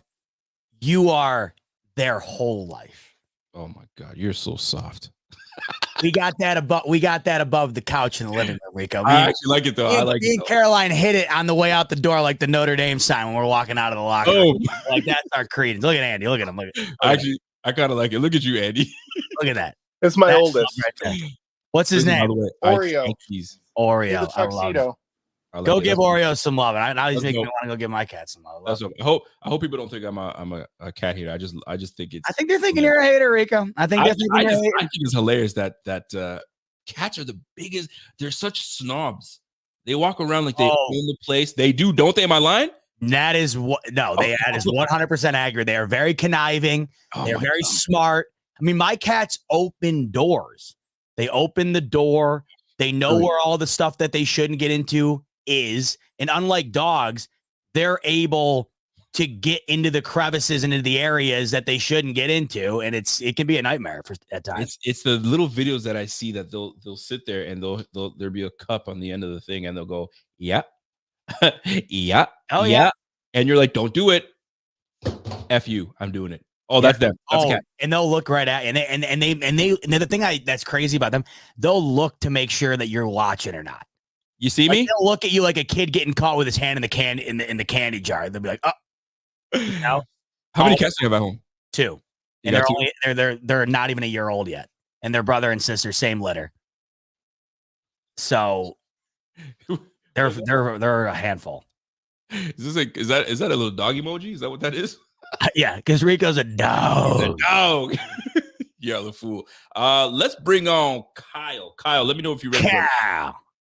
Kyle. He said, look, my bad. What up, Kyle? Kyle, what's going on? Is this Kyle Solis? Yeah. Is this Kyle Solis from Scarborough? Yeah, yeah. You know the vibes. Yeah. With the billion how you guys doing? Smile, man. That is a shoot. smile. Man, that'll break some hearts right there. Right. Yo, I gotta jump in the fizzer real quick, but I want to bring up 2 things. The first thing is, if I'm the GM, I'm looking at if these guys are into fashion, these wide receivers. No, I don't want them. I don't want them on my damn team. Number two. Talk about Jermaine Burton from Alabama, man. He's got that dog in him. When I watch him play, he looks like Steve Smith kind of. He's feisty. I like that kind of player. But that's all I got to say. I'm out, boys. And what are you working on? What are you working on? What's that? What are you working on? You going to physio? What are you working on? Back and knee. Back and knee. You getting old, man. You You got to come down and see the thigh doc. You got to come down and see the doc. Exactly, right? But all right, boys, I'll catch the play. I'll catch the playback. Love it. To listen to what you guys got to say. Tell me what you think of that first thing I said, and then the second thing. Yeah, we're going to talk about it out right now. Appreciate it, Kyle. So he brought up Jermaine Burton out of Alabama. Now, this has him as high as 52. Looks like the consensus is between 52 and the 70 area. So that would be a second rounder. We keep talking about these later round guys, Rico. And I'll tell you, if it gets down to 28, trade it back, but double dip. That's what I want, because I don't think the discrepancy between talent levels is all that deep or all that wide. Once you get to the later end of the first round, I would love to see a trade back if they don't make a trade up and double dip at wide receiver. So you double your chances of one of these guys being great, or give yourself a chance to have 2 guys be great. And, as it's, everybody keeps saying, Rico, and I don't know how you feel about this, but everybody just keeps solidifying Khalil Shakir as if he has proved time and time again that he's wide receiver 2, no matter what. You don't we like haven't seen that yet. Are you not a fan of that chatter right now? I'm not a fan of the certainty surrounding that chatter. Okay. I'm a fan of the idea of what can happen based on what I saw last year. I think that gets twisted because I love the potential, and we certainly saw it last year, and there's definitely the ability for him to become that. But it's being talked as if the last half of the year last year has solidified him as that wide receiver too. And, we don't know that. I mean, the same chatter, Rico, after Gabe Davis goes off for 4 touchdowns against the Chiefs, the same chatter was, this is the future for the Bills. Year and a half later, he's out the door. So you got to be prepared. And if you're going to go if you're going to wait till 28, And it's kind of like, I forget the call earlier, but the caller was like, I don't think he's a first round talent, but let's take it. No, because you can get two guys that are probably of similar talent in the next round. And I think this is where Beane has learned his lesson. If I don't love it, I'm trading down. I got to love it. I got to be in love with this guy. And a lot of, I think it was listening to NFL Network, and NFL Network, I forgot who was making this comment, but a lot of these GMs fall in love with these guys. And it's like, okay, if I don't get the guy that I fall in love with, then I gotta have 3 or 4 guys backed up. So I'm ready to go and go from there. But man, does it ever hurt when a guy that you love, you can't get him? Oh, Breece Hall, I'm still feeling it. I'm still feeling it, right? But I was just gonna say they're humans like us. These GMs, they're humans like us. They got the same feeling, for sure, for 100%. So to go back to Kyle Solis, he's Canadian when he said right. He said there was a way that he spoke like a Scarb's cat. You know what I'm talking about, Kyle. But Kyle brought up divas. I get he wants to say diva, but receivers that are in fashion. How do you feel about that comment? He says, "Yo, stay away from receivers that are in fashion because I don't want them." Good luck finding one that isn't. That's the wide receiver position. These are the glamour guys, man. These are the pop stars of the NFL. I mean, I just watched. It doesn't matter because it all depends on the production on the field and who they are. I don't give a shit what the hell you're into. If you're a good person and you're balling out, go ahead. I mean, I don't give a damn. I mean, like I just saw a video earlier today of Travis Kelce getting his diploma from Cincinnati, and he rips a beer down and throws it on the ground. I thought that was insanely distasteful. And this is coming from somebody who won't turn down chugging a beer. Believe me, I love having a good time. There's a time and place for it. At the end of the day, though, guy can do whatever the hell he wants because he's earned the right. And, whether or not I or whoever else thinks it's a little, I don't know about doing it in that situation. There's a level of F you, I'll do what I want that you can earn. And he's certainly earned that. So I don't care about that shit at all because, one, it's an inevitability of what the culture is now in the sport. And two, that doesn't dictate necessarily who you are. I think the problem with Diggs, and I know that was a slight-handed shot at Diggs. The problem was, when you're not producing, when you're having problems with the team off the field, and you're showing up in a kilt to the game, and everybody's talking about your outfit beforehand, not so much your play on the field. It's just an added issue that becomes an issue because of other issues. That in itself isn't a problem. It's just one more thing for people to add on top of the problems they already have with them. Another example of this, Rico, in a different manner, is now all of a sudden that Diggs is gone and the Bills can't beat the Chiefs. I'm sure you've heard this. Oh, it's because Josh Allen golfs too much. He golfs too much, Rico. 40 touchdowns in 4+ years, never been done before. He golfs too much. The reason people are bringing that up is because they're mad about all the other things that have occurred. So there's got to be a reason for it. Surely it's Josh Allen's not in the gym enough, right? It's these things that just seem like utter nonsense because it is, but it gets added on top of everything because there's other issues at hand, and people are just looking for everything else they can grab and add on top of that. All right, you're giving me that face of, I got a problem with the golfing. Is this what you wanted to bring up earlier? Is this what you were talking about? No, actually, I was actually going to bring up. I kind of brought it up already that I think Josh is good enough that he may not necessarily need like a top bona fide dog. I think he's that good. I think he's that good. I fucking love Josh. I think he's that good. And you said at the top of the show you wanted to talk later on about a problem you had with the offense and Josh Allen, if I recall. And it wasn't necessarily a problem. And I wanted to, and I might as well jump into it now. But I don't want to get away from Kyle Solis. So let me get Kyle Solis and his thought on the divas. To me, I don't care. Like every player's got a diva in them. They got some kind of like, you got defensive ends or nutcases. They're wired different defensive ends. And everyone's got a personality. And receivers they got that personality. If they're into fashion, they're into fashion. I mean, what are you gonna do? This is the day and age that we are. Everybody's got different styles and they gotta show it off. It's like the NBA. Anytime that back in the day when you watched the NBA, walk into the locker room, you were suited and booted, you look good. So they're kind of doing the same thing with NHL. NHL, they got the players now. They're watching the play and nobody's watching. I can't say nobody's watching. I can't say that. It's not as popular. You don't really see NHL on SportsCenter, on ESPN. Do you ever see them talk about NHL? No, rarely. It's hockey excuse me, it's basketball, it's NFL, it's some baseball. You don't even talk about baseball over hockey. Anyway, the point I'm trying to make is it's the game, right? I mean, that's what they do, right?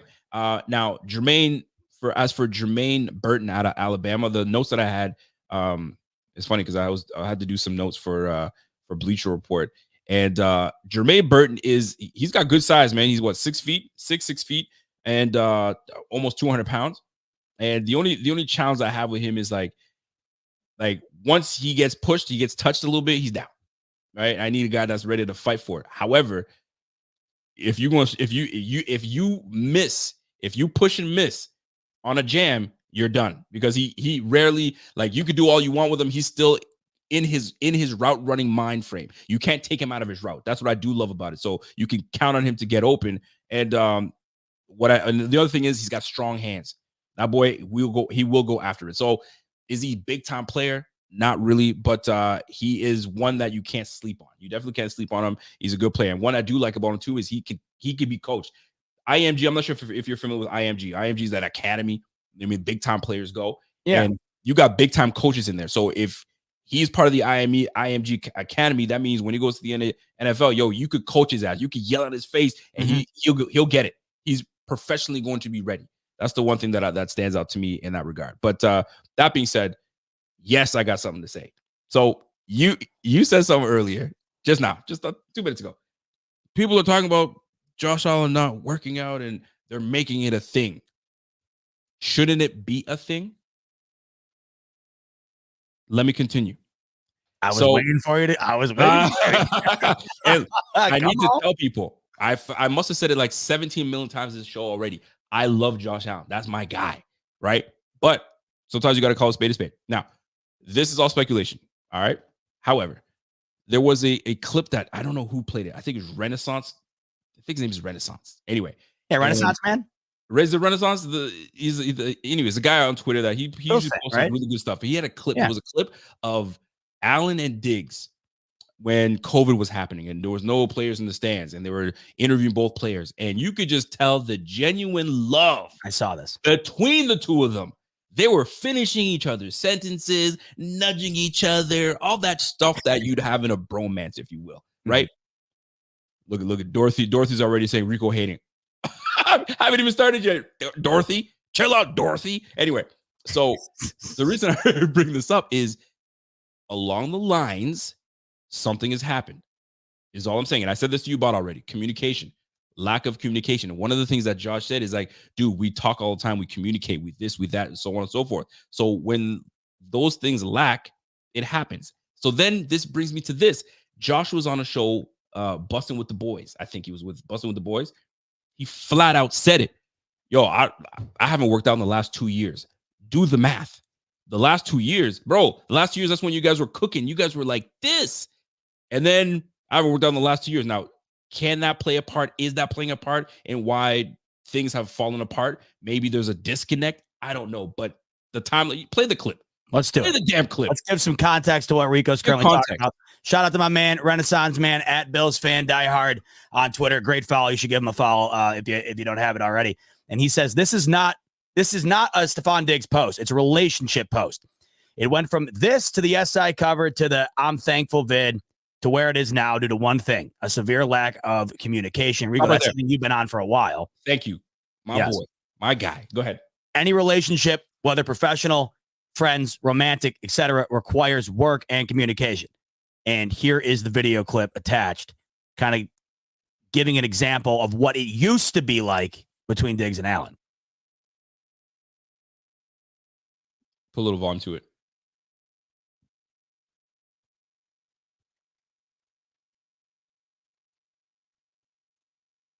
No volume. Can you guys hear it? Or is it just me tripping? Z-Bot's in his world right now. He's like, this is great. But he's the only one that can hear it right now. So if you guys can hear me, first of all, thumbs up if you guys can hear me. Can you hear me? Yeah. We can't even hear the audio. You can, but we can't. Really? Yeah. I'm hearing it through my thing. I know, but we can't hear it. Really? You're like, I can see you're like, Yeah, I'm like listening along. Hold on. How is it playing from here for me then? You can't hear this right now? No, I couldn't hear it. Well, what the hell? The whole time you're playing it, and I'm like, oh, he knows he can. You can't hear this right now. No. Let me see if I can find it on my end. That's so weird because it's playing through my headphones, and the headphones are hooked up to the computer, and I'm hearing it. Let me see if I can find my guy Renaissance. Did you actually save it on your thing? Because am I following him? Really? I'll just DM it to you. Yeah, go ahead. So the point I'm trying to make is this, folks, and as Zebot DMs it to me, and I'll try to play it on the audio off of my phone, off my site, is there was a disconnect somewhere. They went from being really super tight to when Josh was on busting with the boys, he was like, yo, I hardly work out. And when I do work out, I throw here and there. Maybe that played a part in this whole disconnect. Like, did Diggs see the, you know what I'm saying, the same amount of, work hard that he once saw in Josh, or vice versa? Who knows? And I'm speculating here, and it sounds like I'm hitting, but the actual point of this is there must have been some kind of breakdown in communication at the end of the day. So I figured I'm gonna play the post here, and I'll see if you guys can you hear that, Zebot? No. So I'm gonna try to open it up. And chat, tell me if you guys can hear it. Oh, because I haven't even shared my screen yet. We do that first. So as I open up my thing to share my screen, you guys will have an idea of what we're referring to. But you can see the chemistry. Wait, now it sounds like you're underwater, so I don't know what the hell's going on. Wait. You think Josh Allen's the MVP, Stefon? Can you guys hear that or no? Yeah. You thought I was about to say something else? That's fine. Give me the thumbs up if you guys can hear it, because I can That's why rewind I it. asked, because I knew you would say he was. All right, so back to the video games. Yeah. You're So also, if you guys can hear it, give me the thumbs up. And then I can kind of, yes, okay, perfect. Okay, so watch this. Just listen to it and just kind of bonded over playing video games together. And I don't know why that's funny, but maybe it is. Stefon, what can you say about the bond that you've created with Josh, but also with this team? You're bad. He's bad? No, I'll tell you. Well, sorry.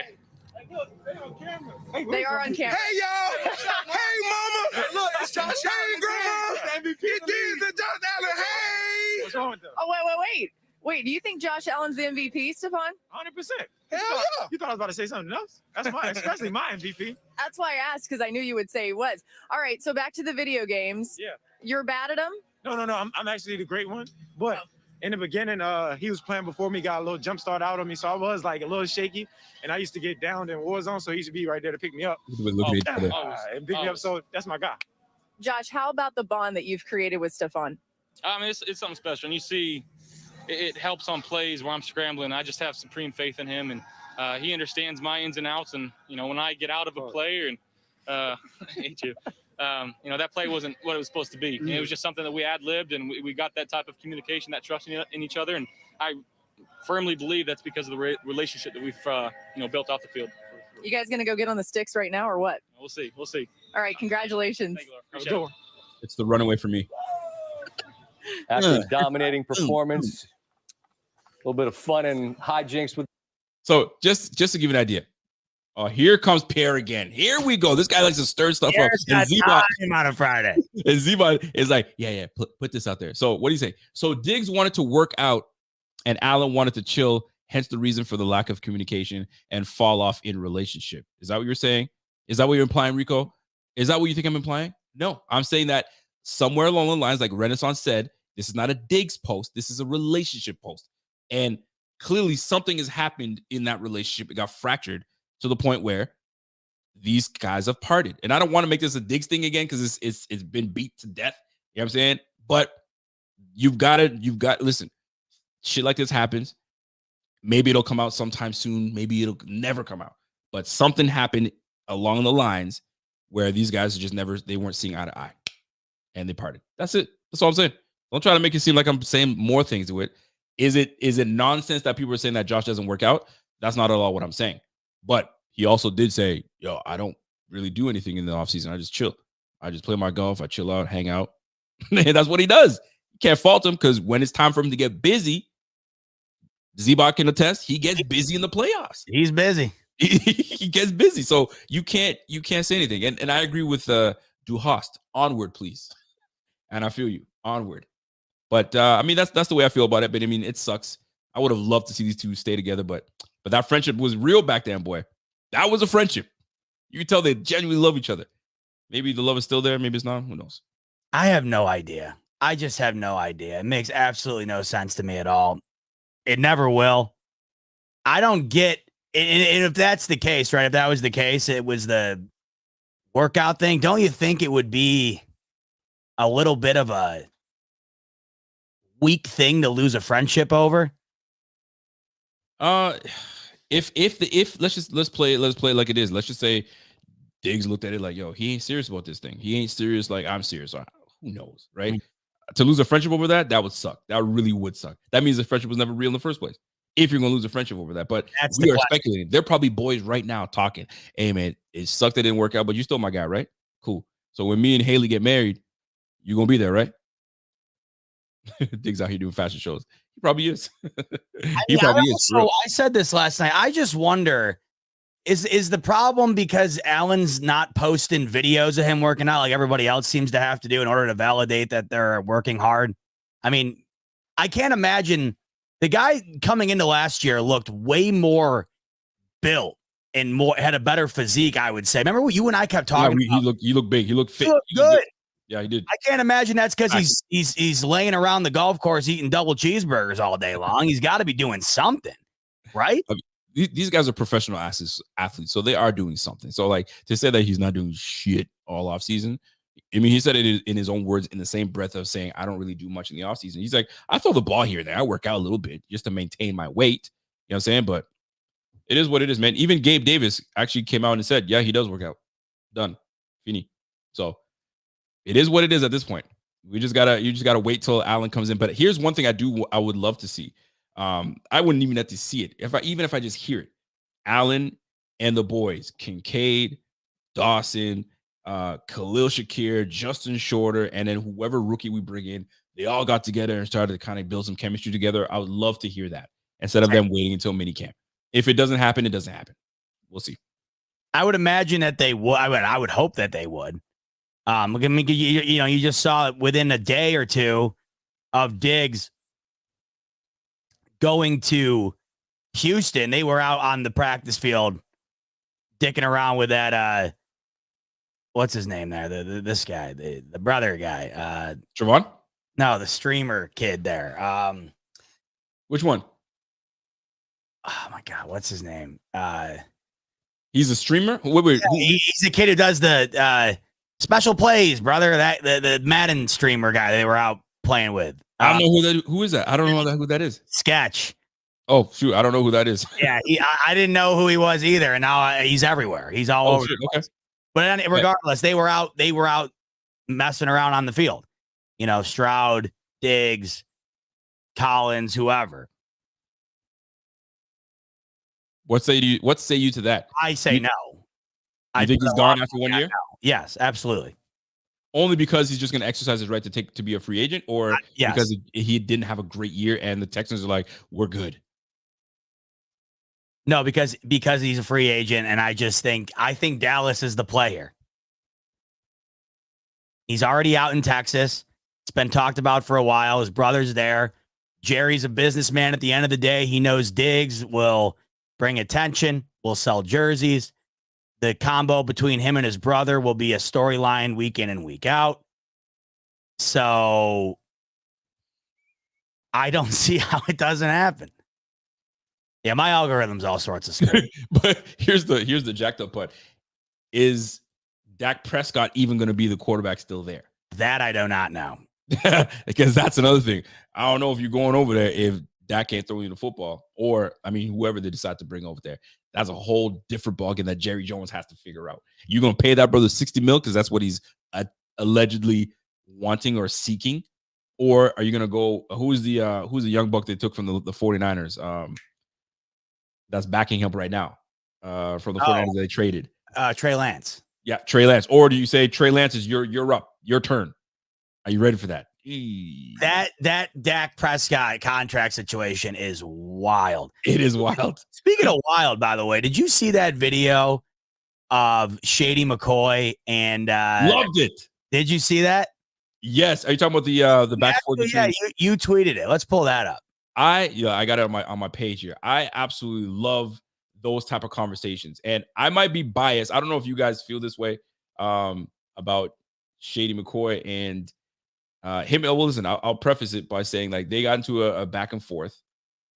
If I can get into my account here, acting like a fool right now. So Shady got into back and forth with James. What is it? James Jones?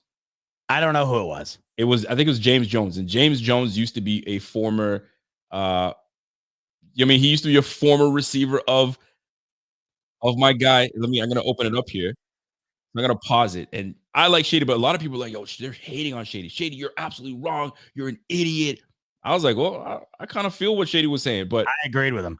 Maybe I'm biased. So you guys can let me know if you guys feel the same or if you guys are like, nah, bro, like bias aside, like you're wrong. So here's the clip I'm going to play for you guys. You guys let me know if you feel that Shady's out of pocket or if he's bang on. So the question remains, do the Jets have the do Jets have to win the AFC? Do they have to win the AFC? Then you can tell by looking at Shady's face right now. He's like, are you kidding me? So here we go. Listen up. Playing with Aaron. I don't think Aaron like is. that. Wait. I think This Aaron is a Super Bowl champion, 4-time Super Bowl. That's old, James. That's old. I used to be. What has Josh Allen done there, Shady? That's old. That's old, bro. I used to be all-pro running back. What has Josh Allen done, though, Shady? Today, your man is 40 years old off Achilles injury. And today, your man is 20 years old, and what has he done? And he's a baller. He's an all-pro baller. That's what he is. That's what he is. Aaron got multiple all-pros. So what you saying? Because you're going into the past, James. All Josh Allen stuff is in the past. His all-pros is in the past. He just had 50 touchdowns last year. Did you not forget that? Did you watch that? You on TV getting money. Notice the silence there. Touchdowns. When he wasn't And the his last team time, lost in the playoffs. We're not talking about that. We're talking who's a better quarterback right now. Aaron It's Rodgers. 32 teams, right? Every 32 teams and owners would take who first? Hello? That's what we're talking about. He's 40. If he was 22 with Josh Allen, everybody would take. All right, just stop it right there. This is the dumbest shit I've ever seen. So they just went back and forth. So James Jones is saying, listen, this is an MVP, all pro. He's this. Josh Allen's not better than him. And Shady's like, yo, we're talking about right now. If you're going to start a franchise with whichever quarterback, who you will take? And James Jones is just sitting on it. Yo, he's a Super Bowl winner. He's this. He's like, Josh hasn't won anything. So they go back and forth. But those debates are fun because it's a sports debate. And you love to have those. Those are what we call barbershop talk, right? You go to the barbershop and you talk about, yo, Kobe or Michael. And you start going back and forth. And, 6 rings, 5 rings. You right? Oh, LeBron's the GOAT. He's the best player ever. What? Is he? A whole lot of that stuff, right? But to me, I think James was being wrong. He was being wrong. James Jones is a meat rider. Yo, listen, if you want to call him that. But at the end of the day, he was riding for his guy. Shady was riding for his guy. And I mean, and then now you can interpret who you want to say is the better quarterback right now. But notice when he said 50 touchdowns last year and who would be the guy that all 32 GMs would take, there was utter silence from Jones, dead silence. But you're talking about the past. Oh, get out of here with that. But listen, this is the beauty of this is the beauty of sports and talk and all that stuff is everybody's got to have a perception of something. Everybody's going to have an opinion on something and they see it differently. That's the way I look at it. But speaking of seeing things differently, Zebot, I need your help with this, friend. We talk. You've seen the uniforms. You've seen what the Bills have trotted out. And the word on the streets is the NFL has given the Bills and every other team in the NFL the ability to have a third option for a football helmet that they could use this year. I don't know if the Bills even have two. What is it? They just got the standing. What is it? The standing buffalo. If they ever use that one, and then it's not a different helmet. It's just a different decal. They have one helmet. One helmet. Yep. So your thoughts on this? Because I know you're passionate about this stuff. I just like a clean looking uniform. A third helmet would be amazing. I would love to have a third helmet. But listen, let's try to get to number 2. But are you in on that? Are you feeling it with this helmet talk? Can we design a third? I've seen some helmets out there that I really love that I'd be a big fan of. You notice anything behind my shoulder here? You notice anything? See anything? I do. Do you like that? Do you like those Reds? Love them. Why? Because here's where I'm at with it. This is how it feels right here. This is how it feels to be a Bills fan during this conversation. This is what it feels like right here. Okay, one second. I know I'm delaying the climax here, but this is how it feels right here. Where's Squidward? The rest of the league, Patrick and SpongeBob having a grand old time outside, right? Having a grand old time. Eagles with their Kelly green, Panthers with their black helmets, Jets with their black helmets, the Tampa Bay Bucks with their creamsicle uniforms with the old school throwback logo on the white helmets. Everybody's having a grand old time, but the Buffalo Bills. The NFL just announced that you can have a third helmet now. They announced you could have a second helmet a couple of years ago. Now we're in this phase of adding the third. The Bills have yet to add the second. We are being deprived as a fan base when for the longest time, we were claiming that the NFL was the no fun league. No fun.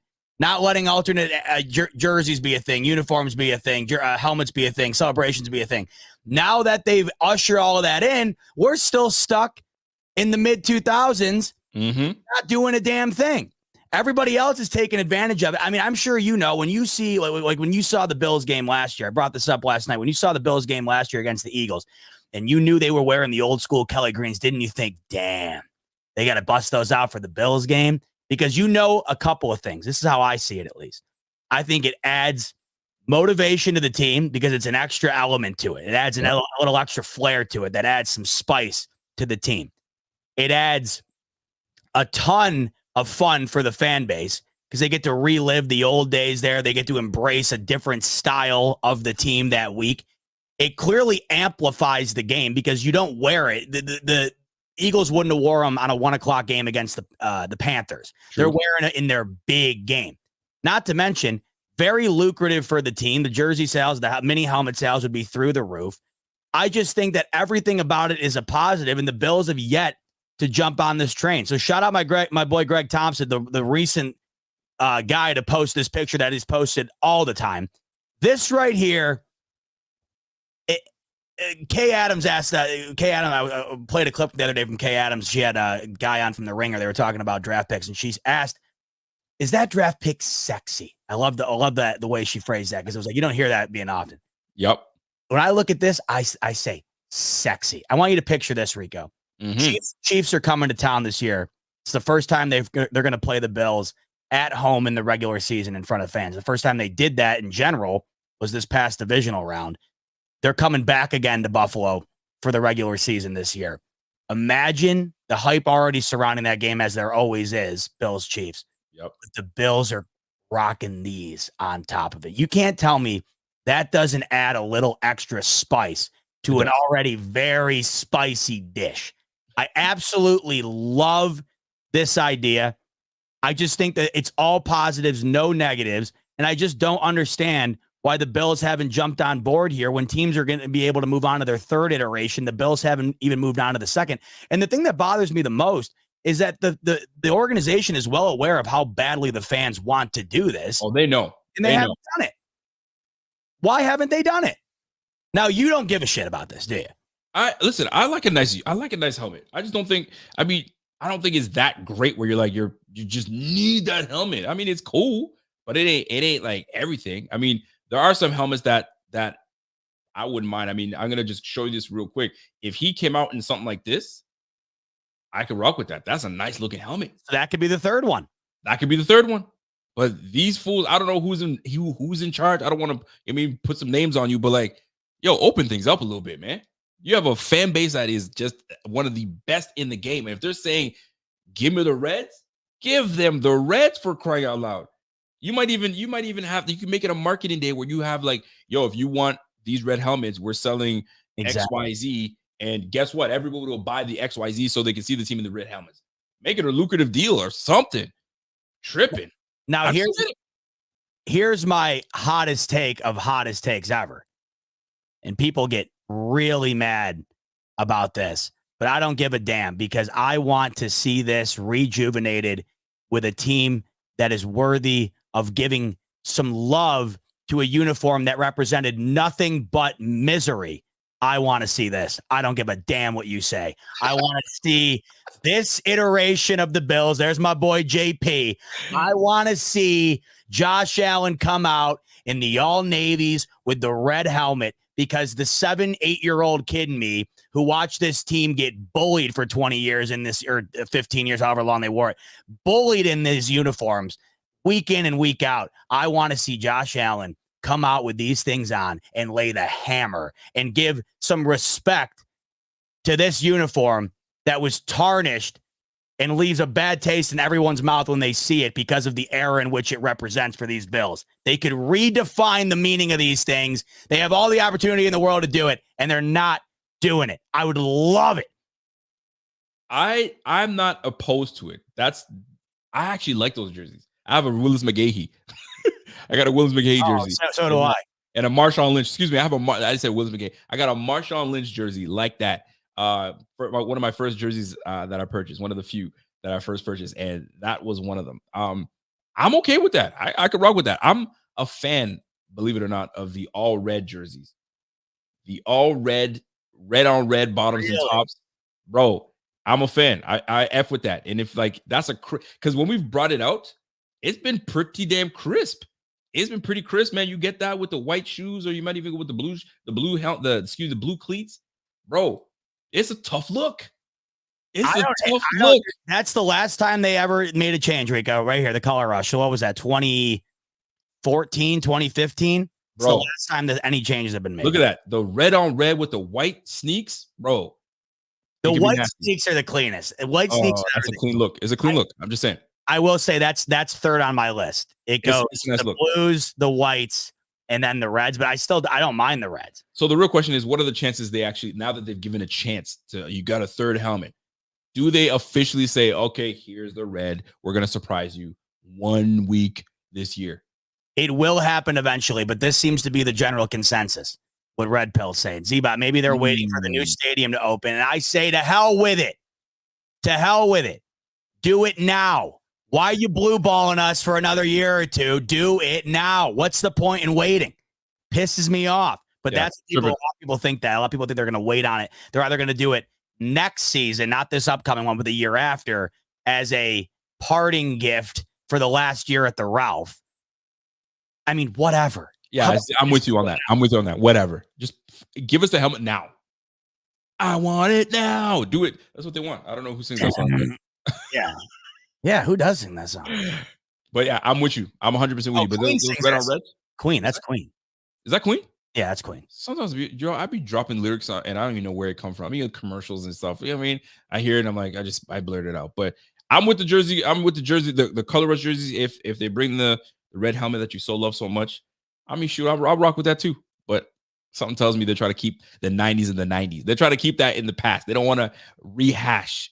You know what I'm saying? But maybe we do have to rehash it so we could just, you know what I mean, bring it back. There was nothing bad. I mean, I know they lost 4 straight, but damn, that was the best the Bills have ever been. Maybe they made a pact. Yo, it cursed us. 4 straight Super Bowls, never again. We're not bringing them things back again. We're done. So maybe we may never see them again. How about the full circle moment, though, where they wear them in the Super Bowl and win it? Oh, would that be something? How about that? You imagine that shit? No, that'd be nasty. That would be nasty. But I mean, that's the situation that we're in right now. I mean, the NFL is opening things up. They're giving us an opportunity to have fun, do these things. Here come the sticks in the mud Bills saying, "Nah, we're good. We're gonna stick with what we got." Unless they take the side of the fans and we go from there. All right. This is a quick question. Superstitions are stupid. Superstitions are stupid. Are you a little stitious? Yeah, a couple of things. Like I hate watching the games in public. I have to be in like my own spot. Either just me in Carolina, or just me and my dad, or just me.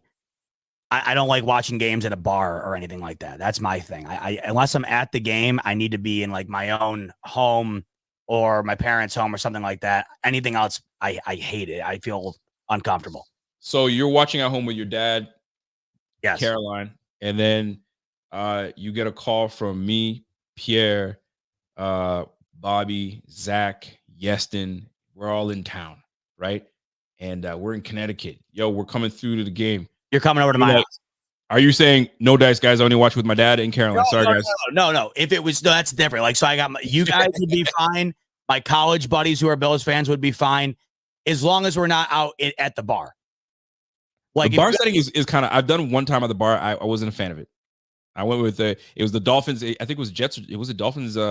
Dolphins Bills, and it was me and Kevin went to a bar. And there's no real. Listen, where we lived in Ottawa, there was no real Bills backers bar. There's one, but it just wasn't heavy. It wasn't. So I need something to be rowdy and ready to go. And if the vibe's not there, that's the key. Because if you're there, I need to be able to go insane. Yeah, the vibe's got to be there. Nuts, and I can't do that. Like the best example. Speaking of being down in Rockland, the Rockland County area, we got someone coming on here in a second. But speaking of which, I had to watch Bills Lions at my brother-in-law's house for Thanksgiving. Fun times. And the scene I made. So my brother-in-law's mother was in town as well. And I'm talking to the point where no one would eat until that game ended. Not because they gave a shit, because they didn't know if I was going to jump off the roof or I was going to, get on my knees saying hallelujah and screaming for joy. They didn't know what the hell was going to happen. They were honestly scared to death of me. And once the Bills wound up winning that game, my brother-in-law's mom looked at me and she said, I've never seen anything like that in my life. She goes, watching you for the last 2 hours is some of the most entertaining shit I've ever seen in my entire life. She just sat and marveled in the panic attack / euphoria that I went through for 2 hours. And that's why I don't want to be in public, because I don't need people watching that shit. And funny thing is, they look at it as entertainment and you're looking like, this is anguish. This is pain for me. Or this is amazing for me. So I hate being around people who don't get it, Rico. Yeah. You can't. I'm with you. What I hate. Before we do bring in our guest, I mean, I promise him that I always have to give him his proper due. And I always have this all the time, and I got to learn to just remove it. I always say I have to give him his proper due when he comes on to the show. And he knows what time it is. So without further ado, we are going to bring our last guest of the show. Y'all already know what time it is.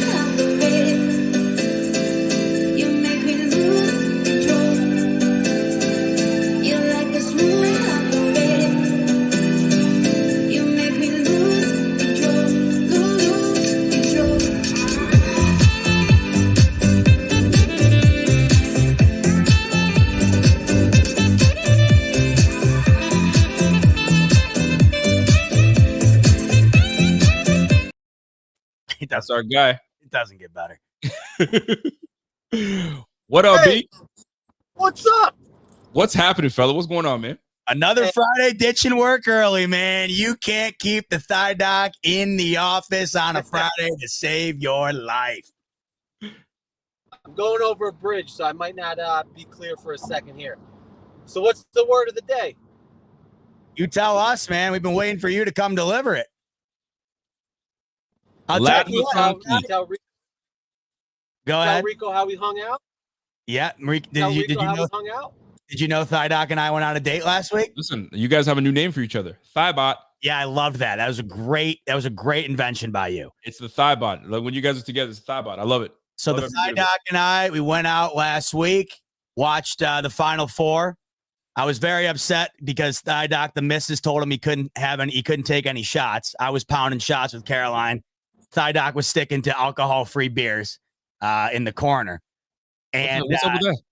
No, he was having a couple beers, but he wouldn't throw down the shots with me next time. But Thigh Doc and I, we had a ball. And by the way, Thigh Doc, I don't know what the move is for you tonight, but midnight, we're at Fitzy's. It's my sister-in-law's 21st birthday, and I think you're going to need to come and meet us around midnight at Fitzy's tonight. He's like, I don't know, man. Tonight? The wifey's got to let me go through. Tonight? Yeah, I don't know about tonight, but see, look at this. Yeah, he doesn't want a second date with me, Rico. I must have him Called it. Yes, talking helmets, Thigh Doc. It's like talking to a damn wall. I like the red. I think they're gonna pull. I'd pull out the red helmets this year. Have you ever thought about a Zubaz helmet? I'm thinking about it now. No, you're not. No, you're not. That would be Horrible. some XFL looking shit. I don't think I can Maybe sign up. just For that. Zuba. How about Zuba's on one side and then the Buffalo on the other? how about the thigh logo patch next to the captain patch? If the Bills were to come out with a Zubaz, Ziba, or Krappa Zuba freaking pattern on a helmet, on a uniform, or any of it, it would be so bad.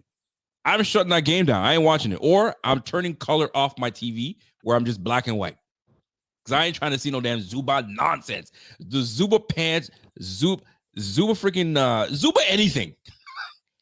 Cut it out, man. No, I can't do so it. you're wrong on that. The Zubas are fire, but you can't be doing it on the helmet. That's just a little too CFL type shit for me. I don't think I can sign up for that. First of all, don't disrespect the CFL. CFL's got bomb uniforms. You're disrespecting my Zubas. I got my Zubas overalls downstairs just waiting to get out of the closet. You're tripping.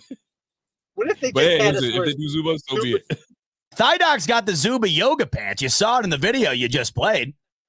Yeah, the Zuba tags. That's all. That's Thigh right. Dog's got probably one of the biggest Zuba collections in existence. He's got it all. I love the Zubas. I really do. Hey, Thigh Dog, on a serious note, you've been part of conversation on Twitter or X. I keep going back and forth with speculation on the injury or potential injury, because I know we talked about it during the season, but Diggs do you think he was actually nursing an injury during the season? Is that a possibility? 100%. And that's where we had the lack of performance. I don't know. Maybe I don't know. Yeah, so we'll walk it back. Remember, his snap percentage was going down, and then I kind of put that together in a little snapshot. Yes, you did. I think something's going on. He had the back injury leading up to it. I can't exactly remember what week, but ever since then, he had one good week, I think, against the Eagles, and then he dropped. So I put that out there, and then quickly someone DM me, and they're like, "Hey, we got someone in the locker room. He's getting shots in his abdomen," and I'm like, "Well, damn it!" So he is dealing with something. So now this guy comes out last night and says that it's a transverse abdominis injury, which is like that's the core of your core. It's like the corset around your spine.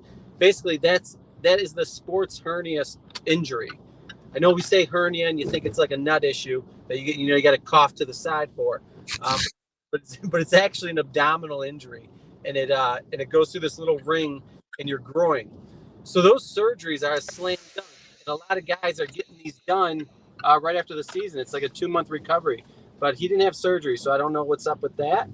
But yeah, so the smoke was fire, and that's interesting, huh? Let's talk about a couple of hot takes Thigh Doc's been throwing around the Twitter sphere. One, did you see the trade package the Thigh Doc put together for Odunze, Rico? Did you happen to see that? I did not see it. Thigh Doc, why don't you go ahead and paint that picture for us? All right, so what I'm thinking is the Bills have obviously one of their top performers last year was the offensive line. You got Spencer Brown, who was a project going into the last year of his deal. I would not re-sign him with his injury history, and it's not just his back. He had major injuries to his knee in high school. He had to get his knee, I'm pretty sure his knee. He had some type of surgery after this season.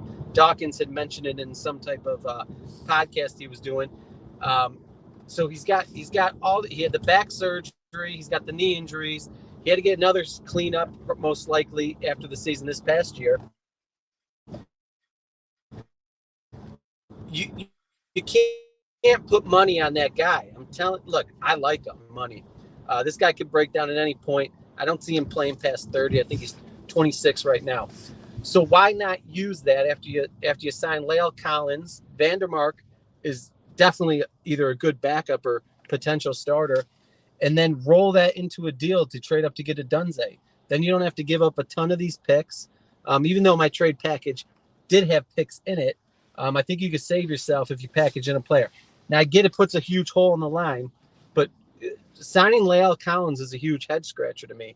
Why would we pay that guy that money when we already have our starting 5? Which makes me think maybe this is a possibility. I don't know what you guys thought of that. Here's the package the Thigh Doc conducted. It's Spencer Brown, pick 28, next year's first and second for number 9 with the Bears to go and get Odunze. This is the handcrafted thigh doc package. Rico. Thigh doc. No, sir. I'm gonna politely decline. Well, do the Bears even need Spencer Brown? So that's do they need alignment? Apparently they don't. So there's number one question. Do they need someone to take over at that right tackle spot? Something tells me they don't need it. That's number one. Number two, you want me to give up my 9th and those picks and Spencer Brown?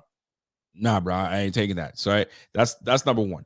Number two, Lyle Collins, them bringing Lyle Collins it is a hefty contract. So that contract's not there for him to just be a replacement. I think he competes with David Edwards. And then we find out what's really good with them too. And then we go from there. He's going to be a very expensive depth piece. So he's there to compete. And then we go from there. He can earn up to, I think, $6 million, something of that nature. But to package Spencer Brown, because Spencer Brown, don't get me wrong, this guy's a big time. He's got a lot of potential. 6'8", 310, like lean, and he's only going to get better. But I understand the injury history kind of, can throw a loop in the whole situation. Do you bring him back? So I know what you're saying. If you potentially don't bring him back to a long-term deal, why hold on to him? Try to put him into a package. But the package has to make sense on where you send him. So I get what you're saying. I really get it. What if that deal could get you Marvin Harrison? Are you feeling different? No, I want Odunze. I'm all on the Odunze. I'm on the train to Rome, baby.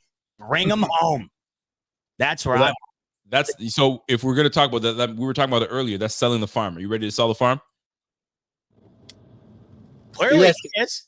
Thigh doc. That's right. You ready to sell the farm? I'm down. Oh yeah, baby. Yeah, get one of the top 3, and I will be a lot more interested. Not that I'm not going to be, but that's what we need. It's just what we need right now. So hey, with Thigh Doc, speaking of wide receivers, another thing that you put out on Twitter that I thought was interesting, I haven't seen before. You're out on Ladd McConkey. Rico, you might like this because Rico's not feeling Ladd McConkey in the first round. Thigh Doc, you're not either. Injury history, you're thinking might be trouble for Ladd McConkey. Yeah, I don't think it's anything serious, but I think it's like a more an annoying problem. Like he's gonna be more of a dinged up all the time kind of guy, kind of like a Curtis Samuel. Nothing major, but this guy can't seem to stay off the injury report. Correct. Interesting. He missed a month with his back coming out of the season, so that means he hurt it in training camp. He had knee tendonitis that knocked him out of the SEC championship game. It must have hurt quite a bit to pop out of that game. So, no, I think he's got great speed, nimble ability, but I don't think he's ever going to be an alpha. No. Rico's on the same wave. That's the way I look at it. I look at it. There's some alphas, and then there's the rest, and you want to try to find your alpha. It's the end of the day. That's the way I look at it. But we appreciate that, man. Listen, love when you call in. You got the shades on and everything, so you're trying to stun on us with your shades. I see it. What's up for the weekend, Thigh Doc? What's happening? What are we doing this weekend? We got Little League baseball. Oh, that's what I'm talking about. What are the lines? What's your son's prop bets looking like? I got to get on the action. I think we're not keeping score. They're too young still, but I'm coaching, so it's cool. And still teaching the skills. Make sure they have a good time. They don't cry. The kids starting it out too, or what's the deal there? You getting them to do that? The thigh dance? Yeah, well, you got the kids doing it. After hit a home run. All right, so there's rules. That's fair. My kid can do it. That's fair. More than I can say. I can't do it. Thigh Doc, we'll catch you on the flip side, brother. Peace. Yes. All right, see you guys. See you, Thigh. So, listen, I got to get Thigh Doc a new phone provider, for Christ's sake. He was breaking up. He said he was on the bridge, and that's a long ass bridge. If that were me, I'm just kidding. He's calling it on a rotary phone, for Christ's sake. You know what? Most kids these days wouldn't even know what a rotary phone is. In that I really know what it is. It just sounds funny. That's why I say it. Real facts. Ziba, I think we tackled most everything. There was one topic we could have hit on, but we can save that for another day. You kidding me? We this is the calm before the storm, folks. We packed in 2.5 hours today. Just wait to see what's around the corner for you in just a couple of weeks. As I keep saying, 2 weeks from last night, all the boys will be on where you're at right now, getting after the speculation we've all been involved in for the last month. We will find out in real time what ends up happening. This is the calm before the storm, and the storm's coming, Rico. I couldn't be more excited. So keep it locked all over BF because it's going to be a wild ride over the next 2 weeks in one way or the other, Rico, in a good way, in a bad way. You know for a fact the reaction nonetheless is going to be massive. It is going to be massive. Here's one last prop bet that I want you to look up. Let's do it. How many trades are going to be in the first round? Did they have that? I'm sure they have that for sure. That's actually really interesting. I don't know if they do. Over under on how many trades there will be in this upcoming draft. Let's go to BetUS. If there is that, the over under is probably 4.5. Let's go to BetUS again. Let's take a look at what they do have. I don't know if they have the trades. Interesting. You think they would? Some of the ones that really interest me outside of anything linked to the Bills, the JJ McCarthy at over 5.5, under 5.5. The fact that the over 5.5 is the underdog is wild to me. That means the favorite right now is for McCarthy to go in the top 5, which I just don't. I don't. Oh, Rico, they just popped up a Bills prop. I'm glad you brought this up. This is fresh in on BetUS. This just in, which position will the Buffalo Bills go with their first pick? Offensive, minus 325.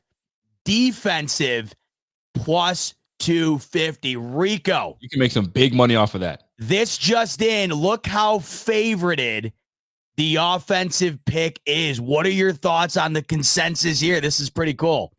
That's an interesting one. What, 250? 250. In offense, 325. That's a major big money off of that.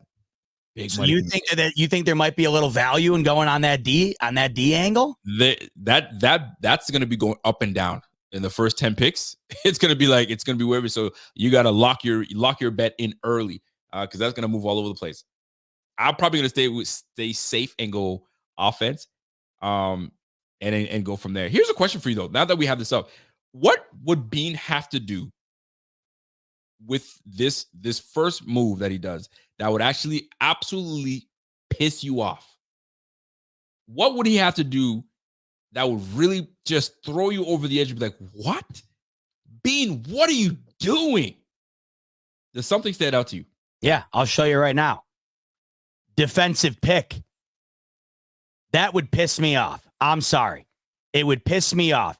In the last month, you just got rid of your top 2 wide receivers on paper. You got Josh Allen in the prime of his career going into next year with his wide receiver 1 currently being Curtis Samuel. And you're not going to address that as priority number 1.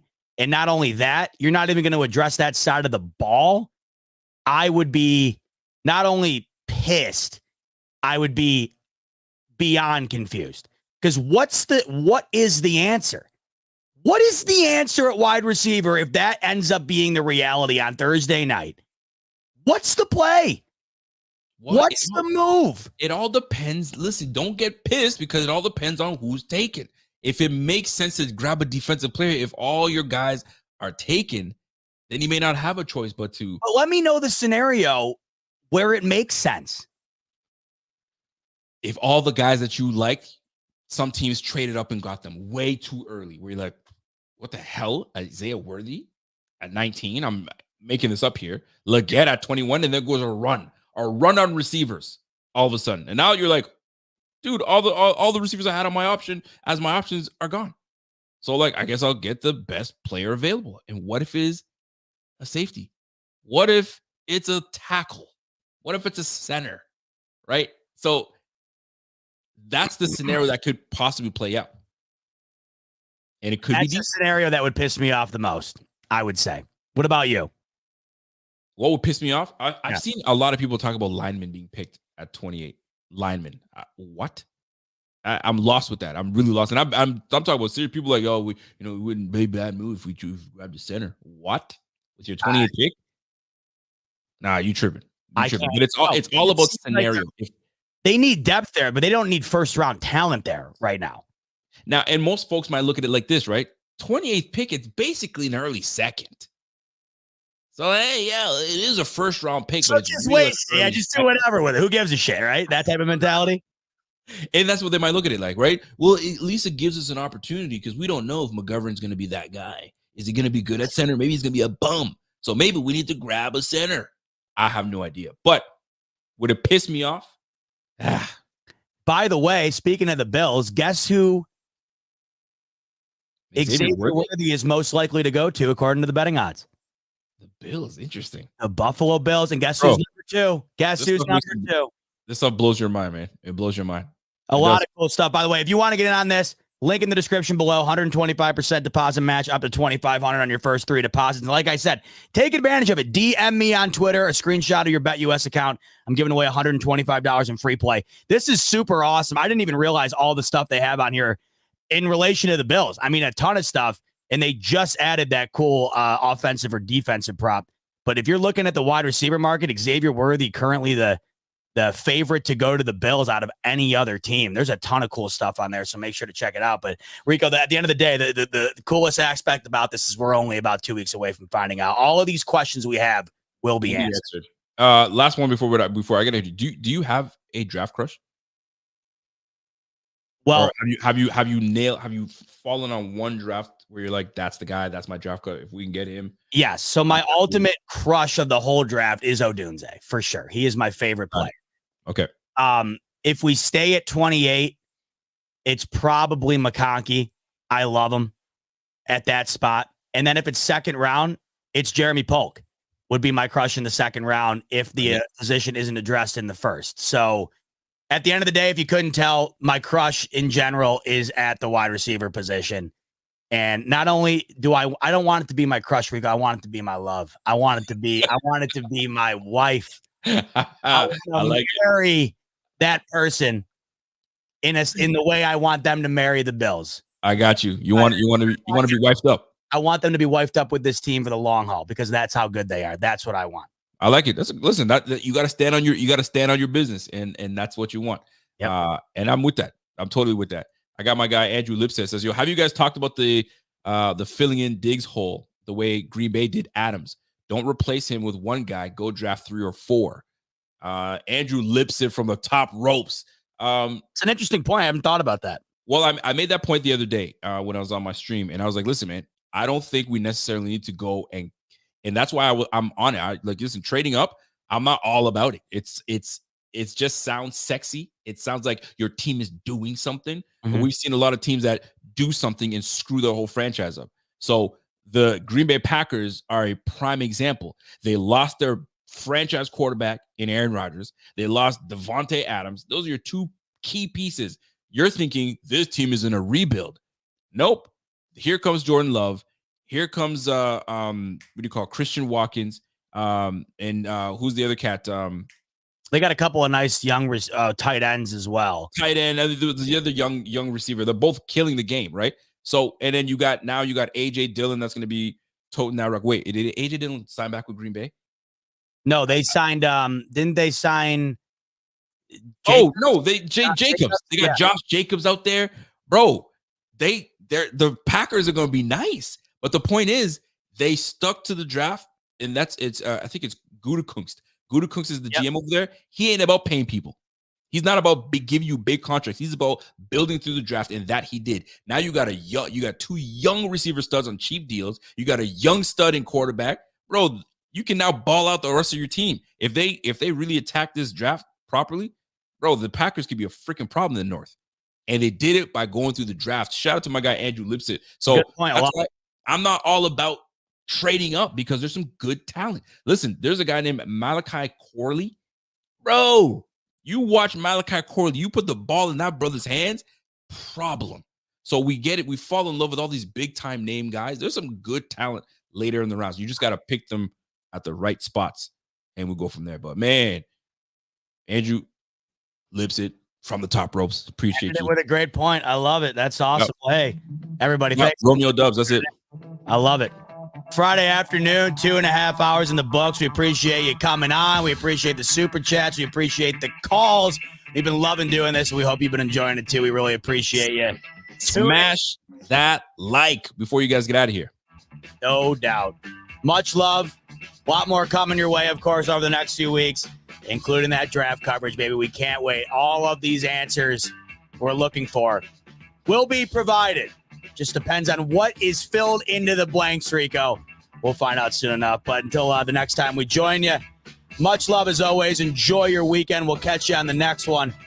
And as always, go Bills.